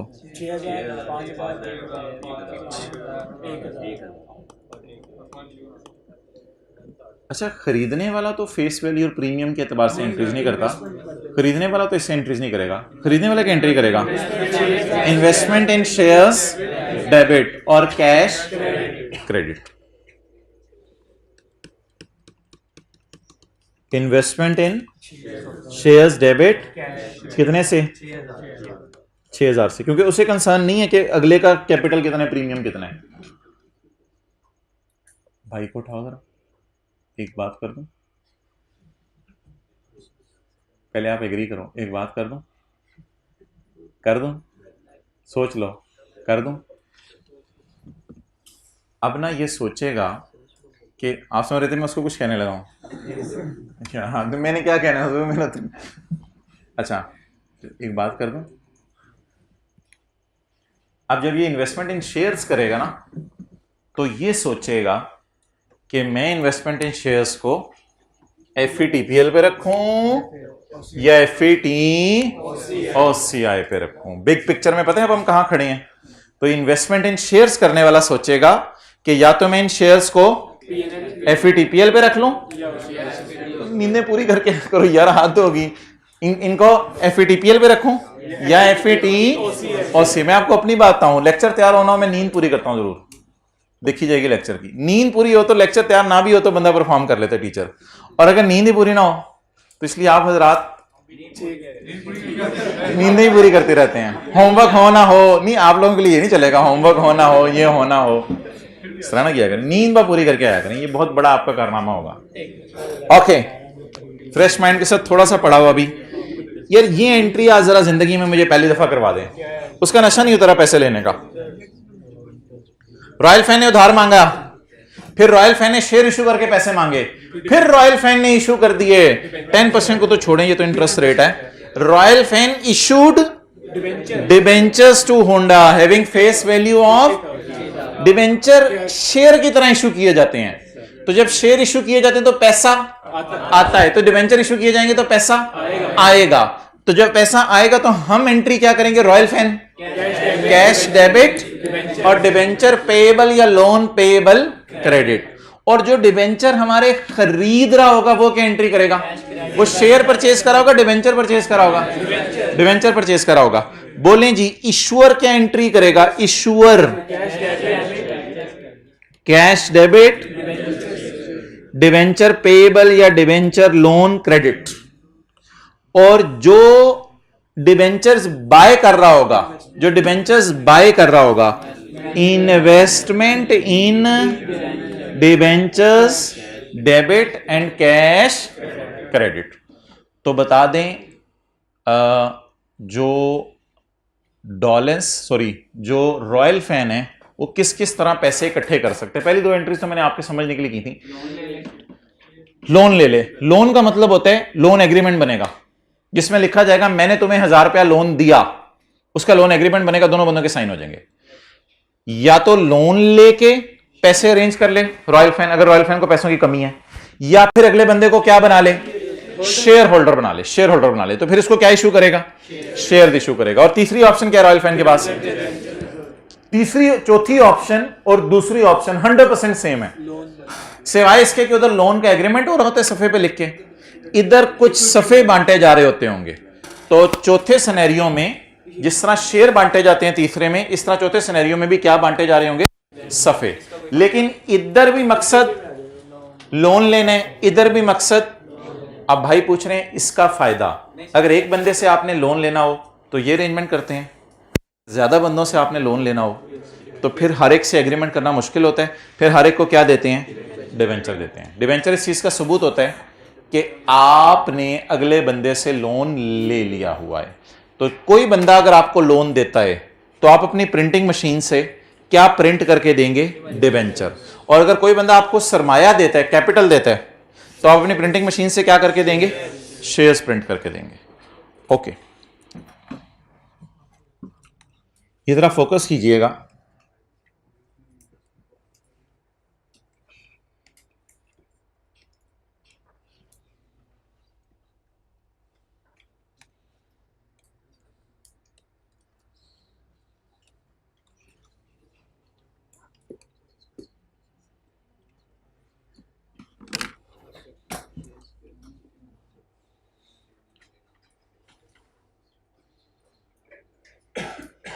क्या कोई बता सकते हैं कि sky blue मैंने क्यों यूज किया है वहां पे?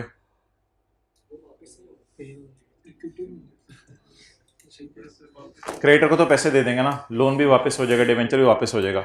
ये पैसा तो वापस नहीं होता जब तक ये कारोबार बंद ना हो जाए, ऐसा ही है ना? ये पैसा तो वापस नहीं होता जब तक ये कारोबार बंद ना हो जाए। समझ आ रही है बात? अच्छा, ये एसेट है, डेटर एसेट है, loan receivable, investment in shares, investment in debentures, ये चारों क्या हैं? इन चारों को क्या कहें? Eatable assets. ईटेबल एसेट्स इनको कहते हैं फाइनेंशियल एसेट। ट्राई करें, बोले फाइनेंशियल, नया लफ्ज आया है, बोले फाइनेंशियल फाइनेंशियल एसेट, ये आपकी डिक्शनरी में एक नया लफ्ज़ ऐड हो गया। इनको कहते हैं फाइनेंशियल एसेट्स। ये लाइबिलिटी है, ये भी क्या है, और ये भी क्या है, लाइबिलिटी। इनको कहते हैं फाइनेंशियल, इसको इक्विटी कहते हैं, इसको लाइबिलिटी नहीं कहते प्लीज, इसको इक्विटी कहते हैं। इसे क्या कहते हैं, इक्विटी। डन हो गया। तो इन चारों का नाम बता दें, फाइनेंशियल एसेट, और इन तीनों का नाम फाइनेंशियल लाइबिलिटी, और इसका नाम इक्विटी। नहीं, फाइनेंशियल इक्विटी नहीं, इक्विटी। इन सब का नाम बता दो, इन सब का नाम, इन सब का नाम फाइनेंशियल इंस्ट्रूमेंट्स। इन सब का नाम ये इनके भी बाप नहीं, इन सब का इकट्ठा नाम है फाइनेंशियल इंस्ट्रूमेंट्स। और येलो वालों का नाम फाइनेंशियल एसेट, और ग्रीन वालों का नाम फाइनेंशियल लाइबिलिटी, और स्काई ब्लू वालों का नाम इक्विटी। और इन सब का नाम और स्टैंडर्ड का नाम IFRS 9 नहीं, वो नंबर है, मैं नाम पूछ रहा हूं। Financial instruments, recognition and measurement, recognition and measurement of financial instruments. Financial instruments comprise of, मुझे पढ़ा लेने दो, फाइनेंशियल एसेट्स, फाइनेंशियल लाइबिलिटीज और इक्विटी।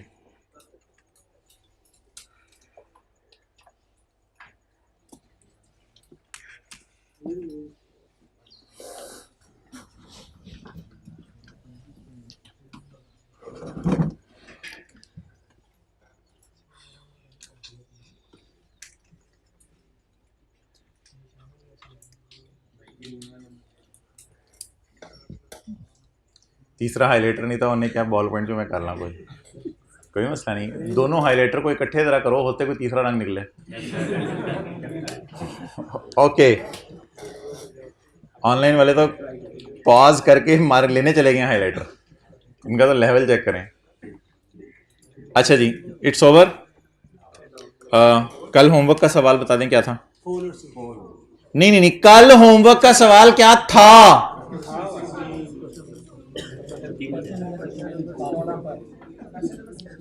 या ये समझते नहीं है या ये समझते नहीं है। Page number 281।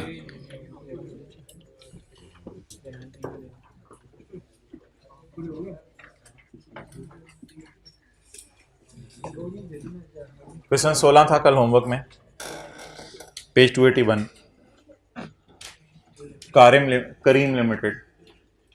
Karim limited bought a special purpose engineering plant. ਅਸੀਂ नॉर्मल प्लांट नहीं खरीद रहे, तो स्पेशल खरीद लिया है। On 1 January 2015 at a cost of ₹1755 including 17% sales tax जो कि रिफंडेबल है। 17% सेल्स टैक्स जो कि रिफंडेबल है। रिफंडेबल टैक्सेस एसेट की कॉस्ट का पार्ट होने चाहिए या नहीं होने चाहिए? नहीं होने चाहिए। और नॉन रिफंडेबल टैक्सेस एसेट की कॉस्ट का पार्ट होने चाहिए। ये अब IAS 16 वाली एक रिवीजन है छोटी सी। अच्छा जी, सेल्स टैक्स डाल के चीज कितने रुपए की हो जाती है? 117 रुपए की। मुझे बता दें, सेल्स टैक्स चीजों में डलता है या माइनस होता है? डलता है। तो 100 रुपए 200 रुपए वाली चीज आपको बाजार में 234 की मिलती है, क्योंकि उस पर 17% क्या होता है? सेल्स टैक्स होता है। क्या क्या फिगर गिवन है? 100 जैसी फिगर गिवन है या 117 जैसी फिगर गिवन है? 117 जैसी। At a cost of 1755 including sales tax. Including sales tax तो 1755। तो 1755 अगर किस पे पड़ा है? एक्सेलेंट, 117 पे। ये नहीं होता given amount divide by given amount percentage multiplied by required amount percentage. तो 117 पे पड़ा है, मुझे किस पे चाहिए? 100 पे। 1500 बैलेंसिंग निकाल लें, या 1755 डिवाइडेड बाय 117 मल्टीप्लाइड बाय 17 कर लें, या बोंगी या 1500 पे 17% लगा दें, वो आपकी मर्जी है जी। कितना? 255 जी। तारीख बताएं। यकम जनवरी 15 जी। प्लान डेबिट कैश रिसीवेबल, यार प्रोविजन की एंट्री में अलग कर देता हूं, और बताओ, प्रोविजन की एंट्री अलग कर देता हूं। प्लान डेबिट 1500, ऐसे देख रहे हैं जैसे मैंने खिलाफ पे बुलाया हुआ है। ठीक है, बताओ 1500। रिसीवेबल किससे है? हुकूमत से। रिसीवेबल फ्रॉम शहबाज शरीफ, ये कितना? 255। ये जी हमारी पहली एंट्री होगी। अगर वो प्रोविजन वाली साथ एंट्री डालनी है तो प्रोविजन फॉर डीकमीशनिंग निकाल के प्लांट की कॉस्ट बैलेंसिंग निकाल लें, लेकिन मैं ज़रा आसानी कर दी है, प्लांट की कॉस्ट आपको बैलेंसिंग ना निकालनी पड़े और ये कॉन्सेप्ट अलग से आपको समझ आ जाए, जो आई 16 का था, बचपन में पढ़ा था। तो ये पहली एंट्री हो गई, plant debit cash credit receivable from Shahbaz Sharif credit. और अगर शहबाज शरीफ ना, सॉरी, और अगर टैक्स नॉन रिफंडेबल होता फिर प्लान डेबिट कैश क्रेडिट 1755, बस फिर plant debit cash credit 1755। Provision की एंट्री करवाएं। Plant debit provision for decommissioning credit कितने साल बाद? 300 into 1 point raise to power -2। Solution में क्या हुई है? 243 या 243.5? 243.5। ये डीकमीशनिंग की एंट्री होगी। डन। चलें जी, अब आप सॉल्यूशन देख लें, बस पीछे सवाल में क्या रह गया है। एक सॉल्यूशन में नई चीज आपको दिखानी है आज। KL is required to decommission the plant after 2 years. Decommissioning cost is estimated at 300. The applicable discount rate is 11%. KL uses the cost model for subsequent measure and plant is being depreciated using the straight line method.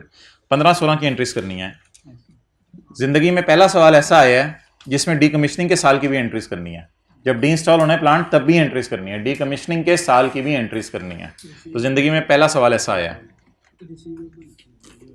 जी। किधर है वो standard केड़ा है, किथे है?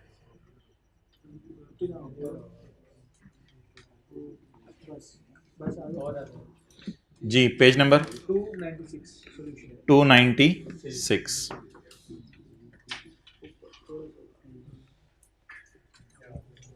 हाँ ठीक है, ये देख लें मोहतरम। 1500 ये आ गया। 1500 में क्या डाला है? 243.5। तो ये 243.5 इस तरह आ गया। हमें इस तरह लिख देना चाहिए था, यहाँ पे मैंने लिखा नहीं हुआ, इस तरह लिखना चाहिए था 1500 जमा, ताकि जो चीज़ें हमें क्लास में पढ़ी नहीं उसी की आदत रहे ना, कोई नई चीज़ ना आदत आए। तो वर्किंग वन नहीं होना चाहिए था इधर। 1500 जमा 243.5 डन हो गया जी। उसके बाद तो उसी तरह चलाना है आपने सवाल को। सवाल को कैसे चलाना है? डेप्रिसिएशन की डेट लिखे बगैर डेप्रिसिएशन कैलकुलेट करनी है, डिवाइड बाय 2, और इंटरेस्ट डेप्रिसिएशन की बहन है साथ निकालनी है। 300 इंटू 1.11 रेज टू पावर -1, क्योंकि 2 साल थे अब 1 साल रह गया है, तो बैलेंसिंग इंटरेस्ट आ गया। फिर अगले साल की डेप्रिसिएशन निकाली आपने नॉर्मल तरीके से, लेकिन इधर रेज टू पावर -0 लिखा है मैंने, इधर रेज टू पावर -0 लिखा है, और इधर नोट करें मैंने कैश लिखा है। इधर क्या लिखा है? कैश, क्योंकि ये 300 रुपये अब आपने क्या कर देना है? पे कर देना है। तो 300 रुपया पे कर देना है। अब इस 300 पे करने की एंट्री आज तक हमने नहीं की थी, वो बोलें क्या है? Provision debit cash credit. ये सवाल में नई जर्नल एंट्री थी, लेकिन प्लीज प्लीज प्लीज मैंने एक नई लाइन डाली है जो आपने पेपर में इसी तरह डालनी है। किस नाम से? कैश के नाम से। आज तक कौन सी लाइन होती थी? सिर्फ depreciation interest, depreciation interest, depreciation interest या चेंज इन एस्टीमेट हो जाता था। लेकिन आज एक नई लाइन डाली है, किस नाम से? और कैश के नाम से पूरा 300 भी लिख सकते हैं, ऐसे लिखने की जरूरत कोई नहीं, 300 पूरा लिख सकते हैं। तो ऑब्वियसली वो बैलेंस 0 ही होना है, क्योंकि डीकमीशनिंग कॉस्ट पे हो गई। तो लिखें आखिरी साल में कैश की लाइन भी डाला करेंगे, ताकि भूले ना आपको। आखिरी साल में कैश की लाइन भी डालेंगे।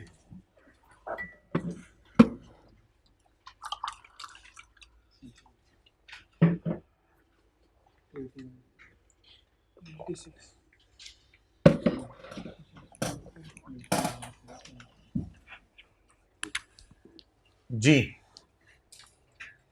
पहली वाली एंट्रीज तो मैंने आपको करवा दी। दूसरी entry interest debit, sorry depreciation debit accommodation, interest debit, depreciation debit, accommodation credit, interest debit, और आखिरी entry provision debit cash credit. और पहली वाली एंट्रीज अलग अलग हुई हुई जो हमने इकट्ठी की हुई है, लेकिन मैंने अलग अलग करके दिखा दी थी आपको। अलग अलग बेहतर है, इकट्ठी बेहतर है, जैसे मर्जी कर लें, it's up to you. So that was a very easy question, but the cash का पॉइंट इसके अंदर नया था, इसको समझने की जरूरत थी। ओके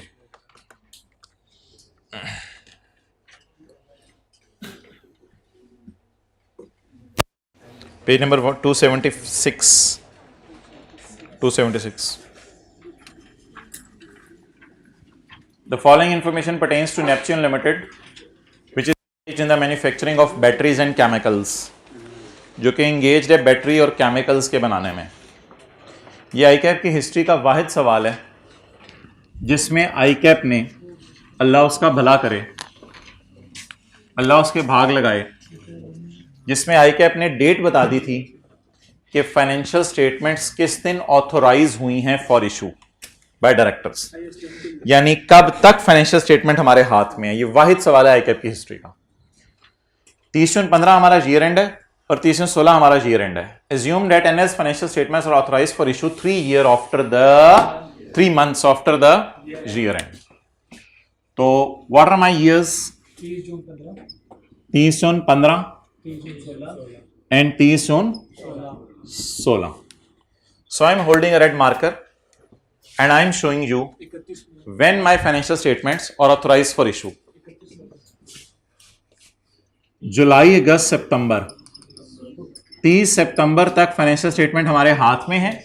अगर कोई ऐसी चीज पता चली पिछले साल की जो पिछले साल से रिलेट करी हुई, which existed at balance sheet date, तो उसे एडजस्ट कर देंगे।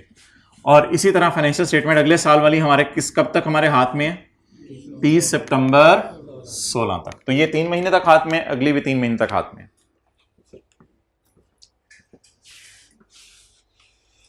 इन जुलाई 2015,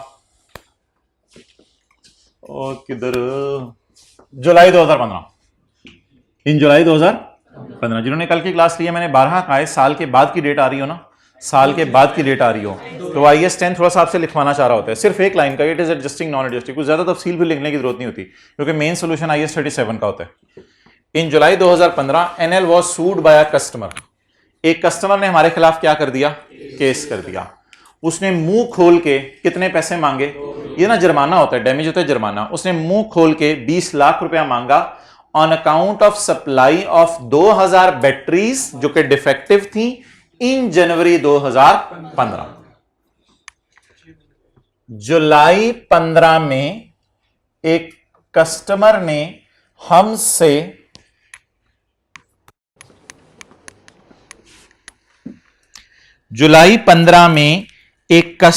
हमारे खिलाफ केस कर दिया क्योंकि हमने सप्लाई की थी 2000 batteries in January 2015।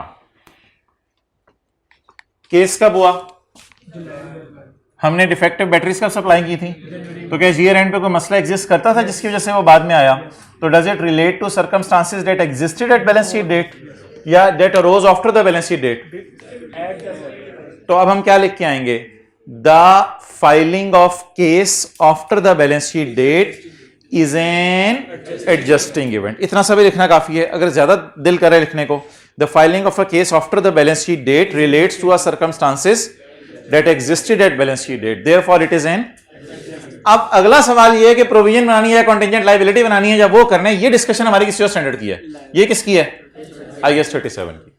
The legal adviser, वही चाचू को हम बुला लेते होते हैं, आपको पता है। चाचू को हमने बुला लिया, बंदे लेके आ जाएं। एट दैट टाइम चाचू ने इसका अंदाजा लगाया that it is probable, high chance है that case would be decided in favour of customer, यानी against us. In favour of customer का क्या मतलब है? स्लैश अगेंस्ट अस, हमारे एतबार से सोचा करें। अब इसको मैं ब्रैकेट में ले रहा हूं और मैं अब ना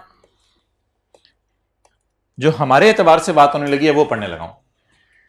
the legal adviser at that time anticipated that it is high chance that case would be decided against us. हमारे खिलाफ केस डिसाइड होगा, ये बड़ा हाई चांस है। पहला पैरा खत्म हो गया, शायद पहले साल की डिस्कशन खत्म होगी। तो मुझे बता दें यहां पे खड़े होके मैं क्या एंट्री करूं? Expense, debit, provision, credit. कितने से? 2 मिलियन से। डन।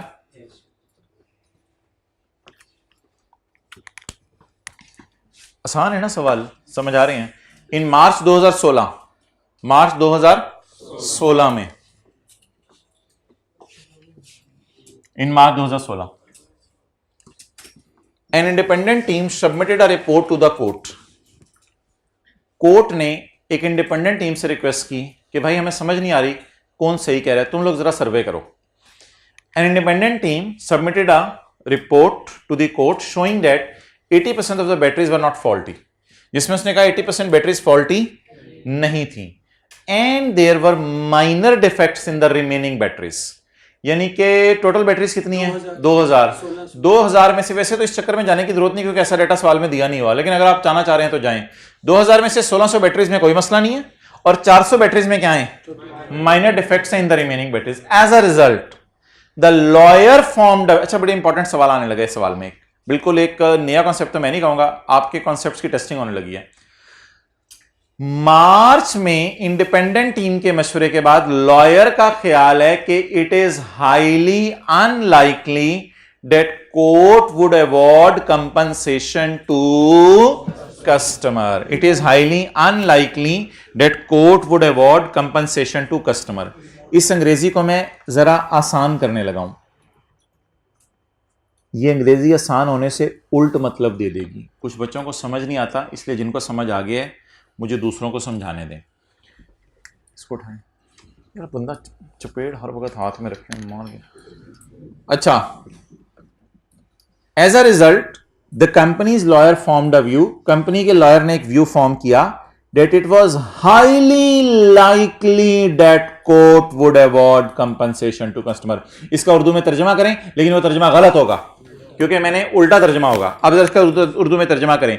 इट इज, आपको एक हिंट दे दिया पेपर में, अन का लफ्ज कभी आए ना तो अन के लफ्ज को बंद करके, अनबन करके उससे जरा साइड पे रखा करें और फिर सोचा करें। It is highly likely that court would award compensation to customer. बहुत ज्यादा चांस है कि कस्टमर जीत जाएगा। क्या इसका यही मतलब लग रहा है आपको? अभी अभी अभी अभी इसका यही मतलब लग रहा है मेरे उर्दू के फिक्रे का।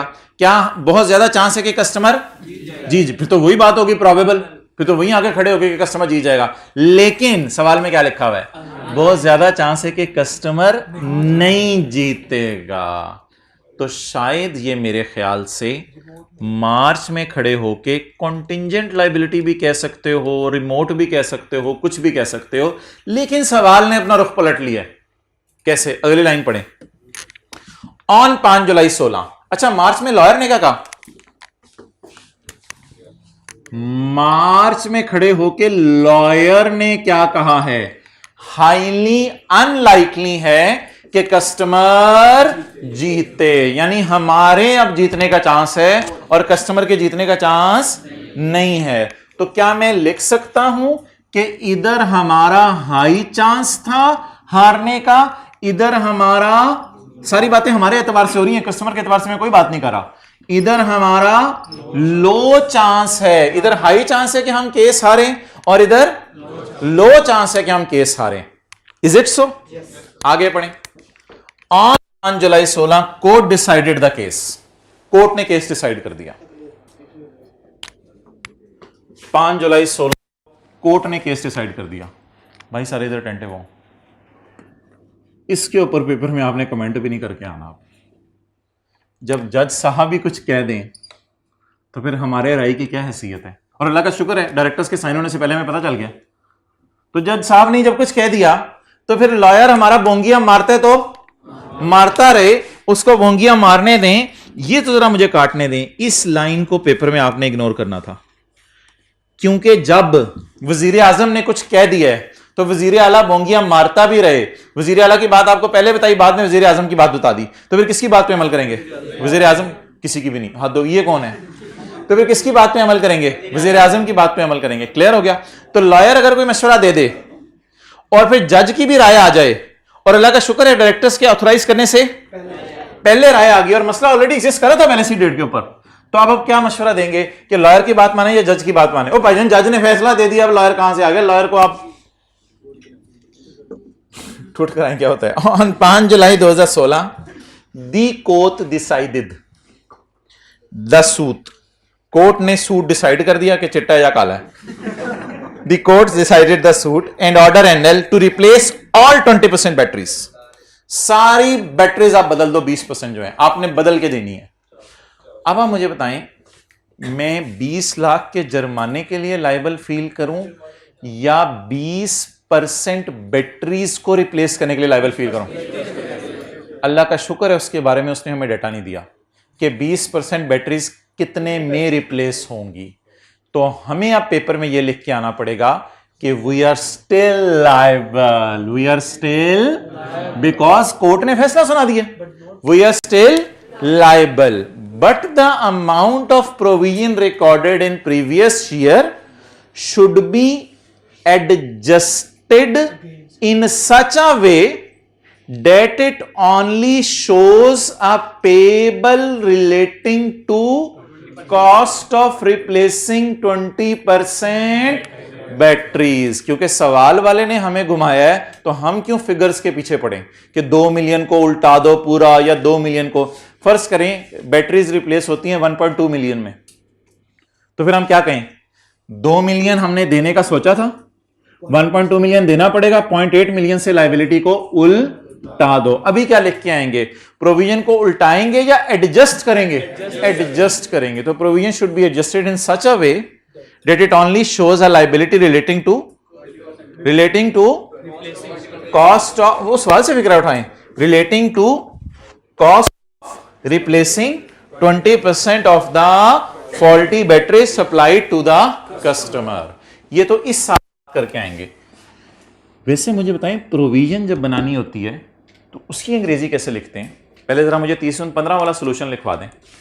प्रोविजन जब बनानी होती है तो उसकी अंग्रेजी कैसे लिखते हैं? हाउ टू राइट डाउन वाला सफा है ना एक, हाउ टू राइट डाउन।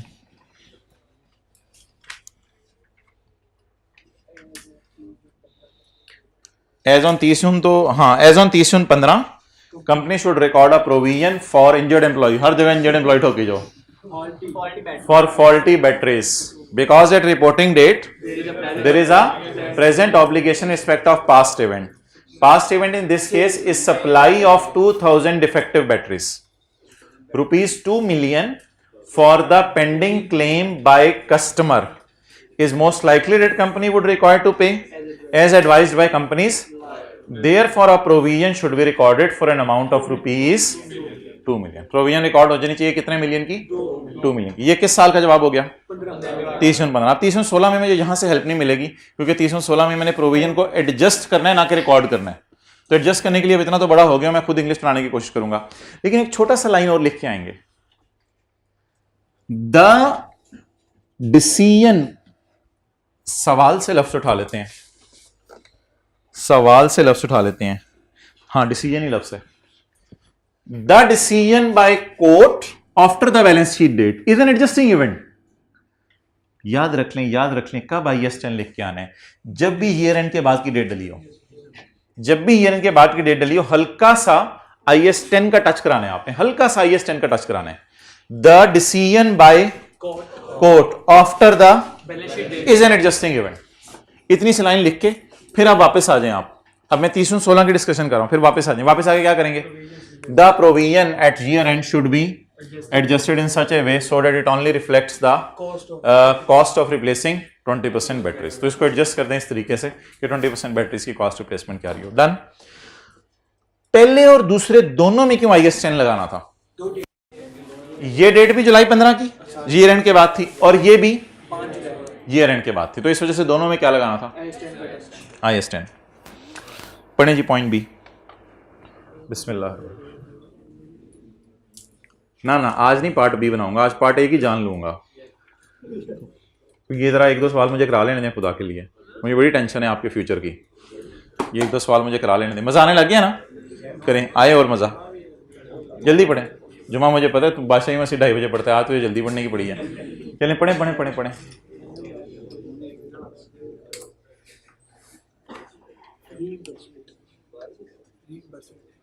भाईजान ख्वाब में को पढ़ा रहे हैं आपको आगे। यार नींदें पूरी कर करें यार, और कुछ ना करें खुदा के लिए, बस नींदें पूरी करके आ जाया करें। पॉइंट बी, इन जुलाई 2000 पढ़ लें सारा।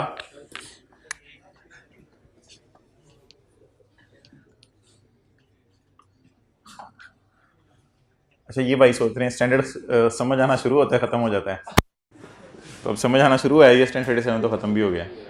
अच्छा पॉइंट नंबर बी, इन जुलाई 2014, कुछ समझ आ रही है चीजें पढ़ के? ये हमने किया हुआ, ये वाला मैंने आपको करवा दिया हुआ है, रिडंडेंसी वाला और वो सारा, ये वाला आपको करवा दिया हुआ है पॉइंट, ऊपर किसी दिन करवाया था, अब ये वाला रह गया हुआ हमारा सिर्फ। इन July 2014 NL entered in, NL हम है, पता चले अस्सी पता एनएल ना पता हो कौन है। In July 2014 NL, in July 2014, in July 2014, not July 15, in July 2014 NL entered into a 2-year contract with a supplier of a contract agreement non cancellable से आपके जहन में ऑनरेस कॉन्ट्रैक्ट आता है, लेकिन उसका डेटा नहीं दिया होगा, उसका डेटा नहीं दिया होगा, इसलिए कुछ और ही सवाल रंग पकड़ेगा। तो ये बात बिल्कुल ठीक है, कॉन्ट्रैक्ट एग्रीमेंट नॉन कैंसिलेबल इन चीजों से ऑनरेस कॉन्ट्रैक्ट जहन में आता है, लेकिन ऐसा कोई डेटा नहीं दिया हुआ सवाल में। इन July 2014 NL entered into a 2-year contract with a supplier of raw material. तो फर्ज करें एनएल हम है और हम हैं होंडा एटलस कार, तो एनएल के ऊपर लिख लें होंडा और सप्लायर के ऊपर लिख लें जनरल टायर, जरा बात ज्यादा बेहतर समझ आ जाएगी। एनएल के ऊपर होंडा और सप्लायर के ऊपर जनरल टायर। इन जुलाई 2014, कुछ नहीं होता आप लोग भी लिख लें, पहले बड़ी किताब साफ है। In July 2014 NL entered into a two, ये कुछ दिल पे तो नहीं लगती किसी को, वापस कर दिया करे फिर। इन जुलाई 2000, बात वापस नहीं हो सकती। इन July 2014 NL entered into a 2-year contract with a supplier of raw material with effect from 2 November the supplier stop the supply of raw material. उसने हमें टायर बेचने बंद कर दिया। खुदा के लिए टायर बेच दे, उधर सर आसिफ की गाड़ी हमने बना के देनी है, हम होंडा हैं, वो खुदा के लिए टायर दे दे, टायरों के पास गाड़ियां कहां से बननी है। एंड डिमांडेड प्राइस इंक्रीज, उसने कहा भाईजान हुकूमत बदल गई है तो मुझे 30% प्राइस इंक्रीज करनी पड़ेगी, वारे खाता है तो बताओ। हाँ मैंने कहा तेरी ऐसी की तैसी, टायर बंद कर दे तू, मैं गाड़ियों की सप्लाई बंद कर देता हूँ, पैसे तुझे नहीं दूंगा दादा। Due to stoppage of supply, उधर से माल आना बंद हो गया। और भाईजान माल आना बंद हो गया, इधर देखें, due to stoppage of supply उधर से माल आना बंद हो गया। क्या आने बंद हो गए? टायर आने बंद हो गए। NL was unable to meet its sales order, sale order towards sir Asif.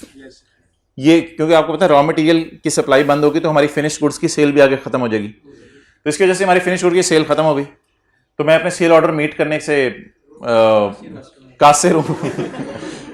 NL filed a suit, हमने लेवल है हमारा, एनएल फाइल्ड अ सूट। अब हम सूट पहन रहे हैं, नहीं अब हम केस करने लगे हैं। वो लायबिलिटी साइड थी, इधर एसेट साइड होगी। एनएल फाइल्ड अ सूट, अल्लाह का शुक्र है 3 पार्टीज नहीं है, ऊपर वाले सवाल में भी 3 पार्टीज नहीं है, इधर भी 3 पार्टीज नहीं है, तो रीइंबर्समेंट वाले कोई सिनेरियो नहीं है। NL filed a suit claiming damages of 40 million. हमने मुंह खोल के 40 मिलियन मांगा, इकाई दहाई सैकड़ा, 1000 10,000 लाख 10 लाख करोड़, 4 करोड़। हमने कहा 4 करोड़ दे दो, चपेड़े मारूं, 4 करोड़ दे। हमने मुंह खोल के पैसे मांगे, चपेड़ मार। एनएल फाइल्ड अ सूट, हमने मुंह खोल के कितने में पैसे मांगे? 4 करोड़ रुपया फ्रॉम द सप्लायर ऑन 15 जून 2015। 15 जून 2015 को हमने परवाना भेज दिया कि हम 4 करोड़ लेने आ रहे हैं, तूने काफी महीनों से सप्लाई रोकी हुई है, तो हम तेरे से 4 करोड़ लेने आ रहे हैं। ऑन 30 जून 15 को हमारा लॉयर का ख्याल है डेट हमें डैमेजेस मिल जाएंगे अप टू 60% ऑफ आवर दावा कितने? 40। दावे के 60% मिल जाएंगे। ये अमाउंट पे लगाने वाली परसेंटेज है, ये केस हारने जीतने वाली नहीं है। 60% ऑफ दावा, तो 60% ऑफ 40 लिखें इधर। क्लेम कितना है हमारा? Claim 60% of 40 is equal to 24 virtually certain में डालूं या प्रोबेबल में डालूं? Anticipated that we would be awarded, पूरा फिक्रा पढ़े। Anticipated that we would be awarded, अब आप जो है वो जरा सोचें, लॉयर का ख्याल है that we would be awarded, हमें कर दिए जाएंगे। वुड बी का यह मतलब होता है, लॉयर का ख्याल है कि हमें पैसे अवॉर्ड कर दिए जाएंगे। मैं बारहा आपको बता चुका हूं, लॉयर जितनी मर्जी वसूख से कह दे कि हमें पैसे दे दिए जाएंगे, जब तक कि अगला बंदा ना माने, या कोर्ट ना कह दे, या इंश्योरेंस कंपनी ना कह दे, आप बिला वजह रिसीवेबल बुक ना किया करें। बहुत एहतियात किया करें रिसीवेबल बुक करने में। तो आप बता दें इसको किस में डालूं? प्रोबेबल। तो प्रोबेबल का क्या मतलब है? क्या बना ये मेरा? Contingent asset. Contingent asset. IS 10 नहीं लिख के आना, एक डेट भी हमारी बैलेंस शीट के बाद की नहीं है। IS 10 बिला वजह छेड़ाखानी नहीं करनी होती। IS 10 भी थोड़ा सा मैं जरा प्रेशर डालूंगा एग्जामिनर पे, कोई डेट भी हमारे साल के बाद की नहीं है, तो IS 10 का पंगा लेने की जरूरत नहीं है। अब आप मुझे बताएं, ऐसे ही हंसते खेलते राग रहे हैं, अब आप मुझे बताएं कि मैं क्या लिख कर आऊंगा? Contingent asset, an amount of ₹20,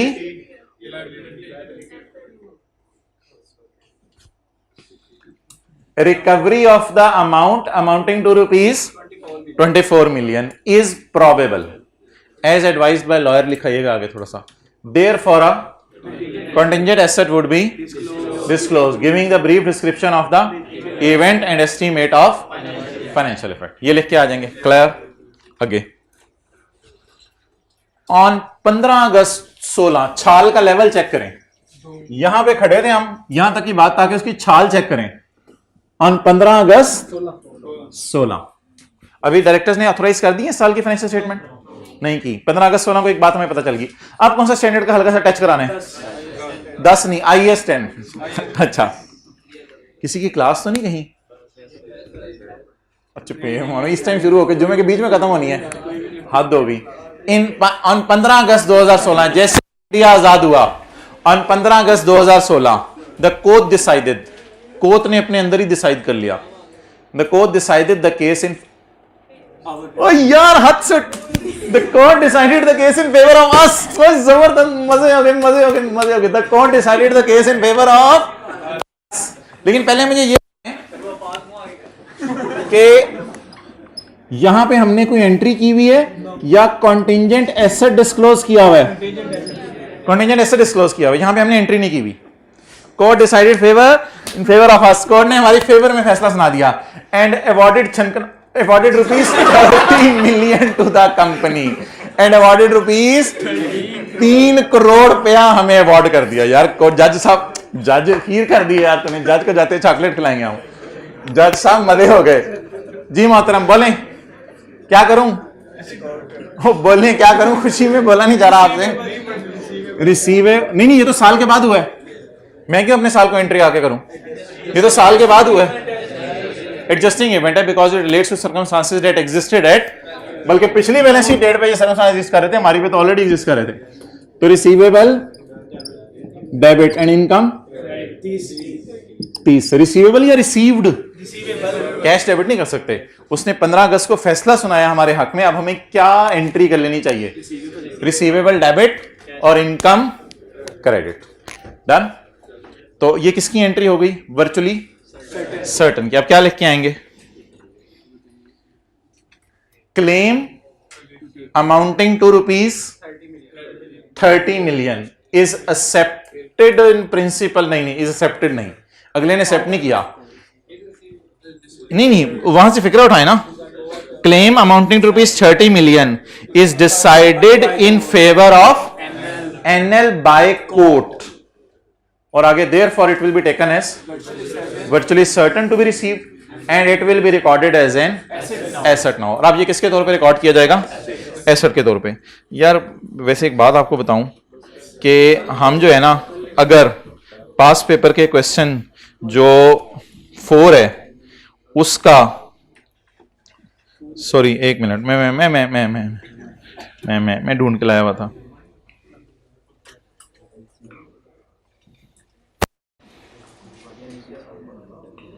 यार किधर चला गया?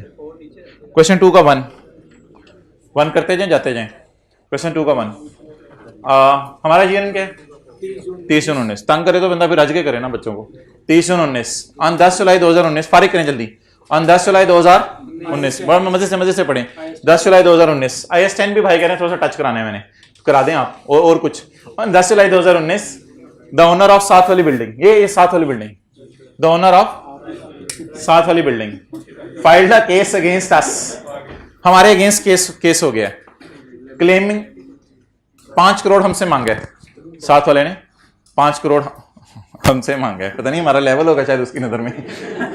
The claim is made in respect of severe damages to his building, हम क्रिकेट खेल रहे थे बॉल लग गई, severe damages to his building, ball सारी दीवारें क्रॉस करती हुई भाग गई। द क्लेम इज डैमेज्ड, गोले की तरह, the claim is severe damages during a, आग बगोला हुआ था in our head office in June. आग कब लगी? जून में। अगले को ख्याल कब आया? जुलाई में। तो यहां पे कोई ना कोई मसला था, यहां कोई ना कोई मसला था। Is it? तो ये IS 10 ही होगी छोटी सी। हम किसके पास? ही इज ऑफ, ही कौन है? साथ वाला देखें, साथ वाला ही जिसने हमारे खिलाफ केस किया है। He is of the view, वैसे हम लॉयर से पूछते होते हैं लेकिन वो अपने व्यू डाल रहा है। He is of the view that TL was negligent, तुम लोगों ने लगाई थी आग जो मेरी बिल्डिंग तक आई, जानबूझ के तीली उधर भी फेंक दी तुमने। TL वाज नेग्लिजेंट, तुम्हारा कसूर था जालिमो। TL was negligent in maintaining fire safety system, तुम्हारे फायर सेफ्टी सिस्टम फारिग हो गए थे जिसकी वजह से हमारे पूरे घर की बिल्डिंग फारिग हो गई है। इन इट्स हेड ऑफिस, तुमने अपने हेड ऑफिस में पंगे लिए थे, असरात हमें बर्दाश्त करने पड़े। अकॉर्डिंग टू लॉयर, हम भागे भागे अपने लॉयर के पास गए। लॉयर ने कहा there is a 70% probability that TL would be found negligent. ये 70% अमाउंट पे लगाने वाले हैं या केस हारने जीतने वाला है? एक्सेलेंट, केस हारने जीतने वाला है। जैसे मैंने कल कहा था ना, टीचर कराची जाए, इसका 85% चांस है। उनको पता ही नहीं जिन्होंने कल की क्लास में लीव पढ़ी। According to TL's lawyer, there is 70% chance that TL would be found। इस लाइन को पढ़ के आपको क्या लग रहा है कि हमारे खिलाफ फैसला आने, ये तो डिसाइड हो गया। तो प्रोविजन या कॉन्टिजेंट लायबिलिटी? प्रोविजन, ये बात डिसाइड होगी। अगली बात, अब मसला रह गया रिलायबल एस्टीमेट का। अब मसला रह गया रिलायबल एस्टीमेट का। प्रोविजन तो बनानी है। एंड वुड नीड टू पे 40% ऑफ क्लेम। अब तो बता दें लायबिलिटी कितने पे बुक करेंगे? 20 पे। तो प्रोविजन बनाएंगे या कॉन्टिजेंट लायबिलिटी? प्रोविजन बनाएंगे। और अमाउंट कितनी होगी? लेकिन प्लीज मेरा मशवरा है कि 50 में से 20 की प्रोविजन बना दीजिएगा, बाकी 30 के बारे में मेरा मशवरा लिख आइएगा कॉन्टिजेंट में। मेरी राय है, पहले भी हम ऐसी बात करते रहे, मेरी राय है 30 के बारे में लिखा आइएगा कि एक लो चांस है कि हमें खुदा ना खास्ता 30 भी देना पड़ सकता है। रिमोट कर दो, इधर फिर ये कर दो 30 में भी रिमोट में भी लो चांस, दोनों साइडें मैंने कहा था लिखा हो। ये तो पहले दिन बात हुई थी।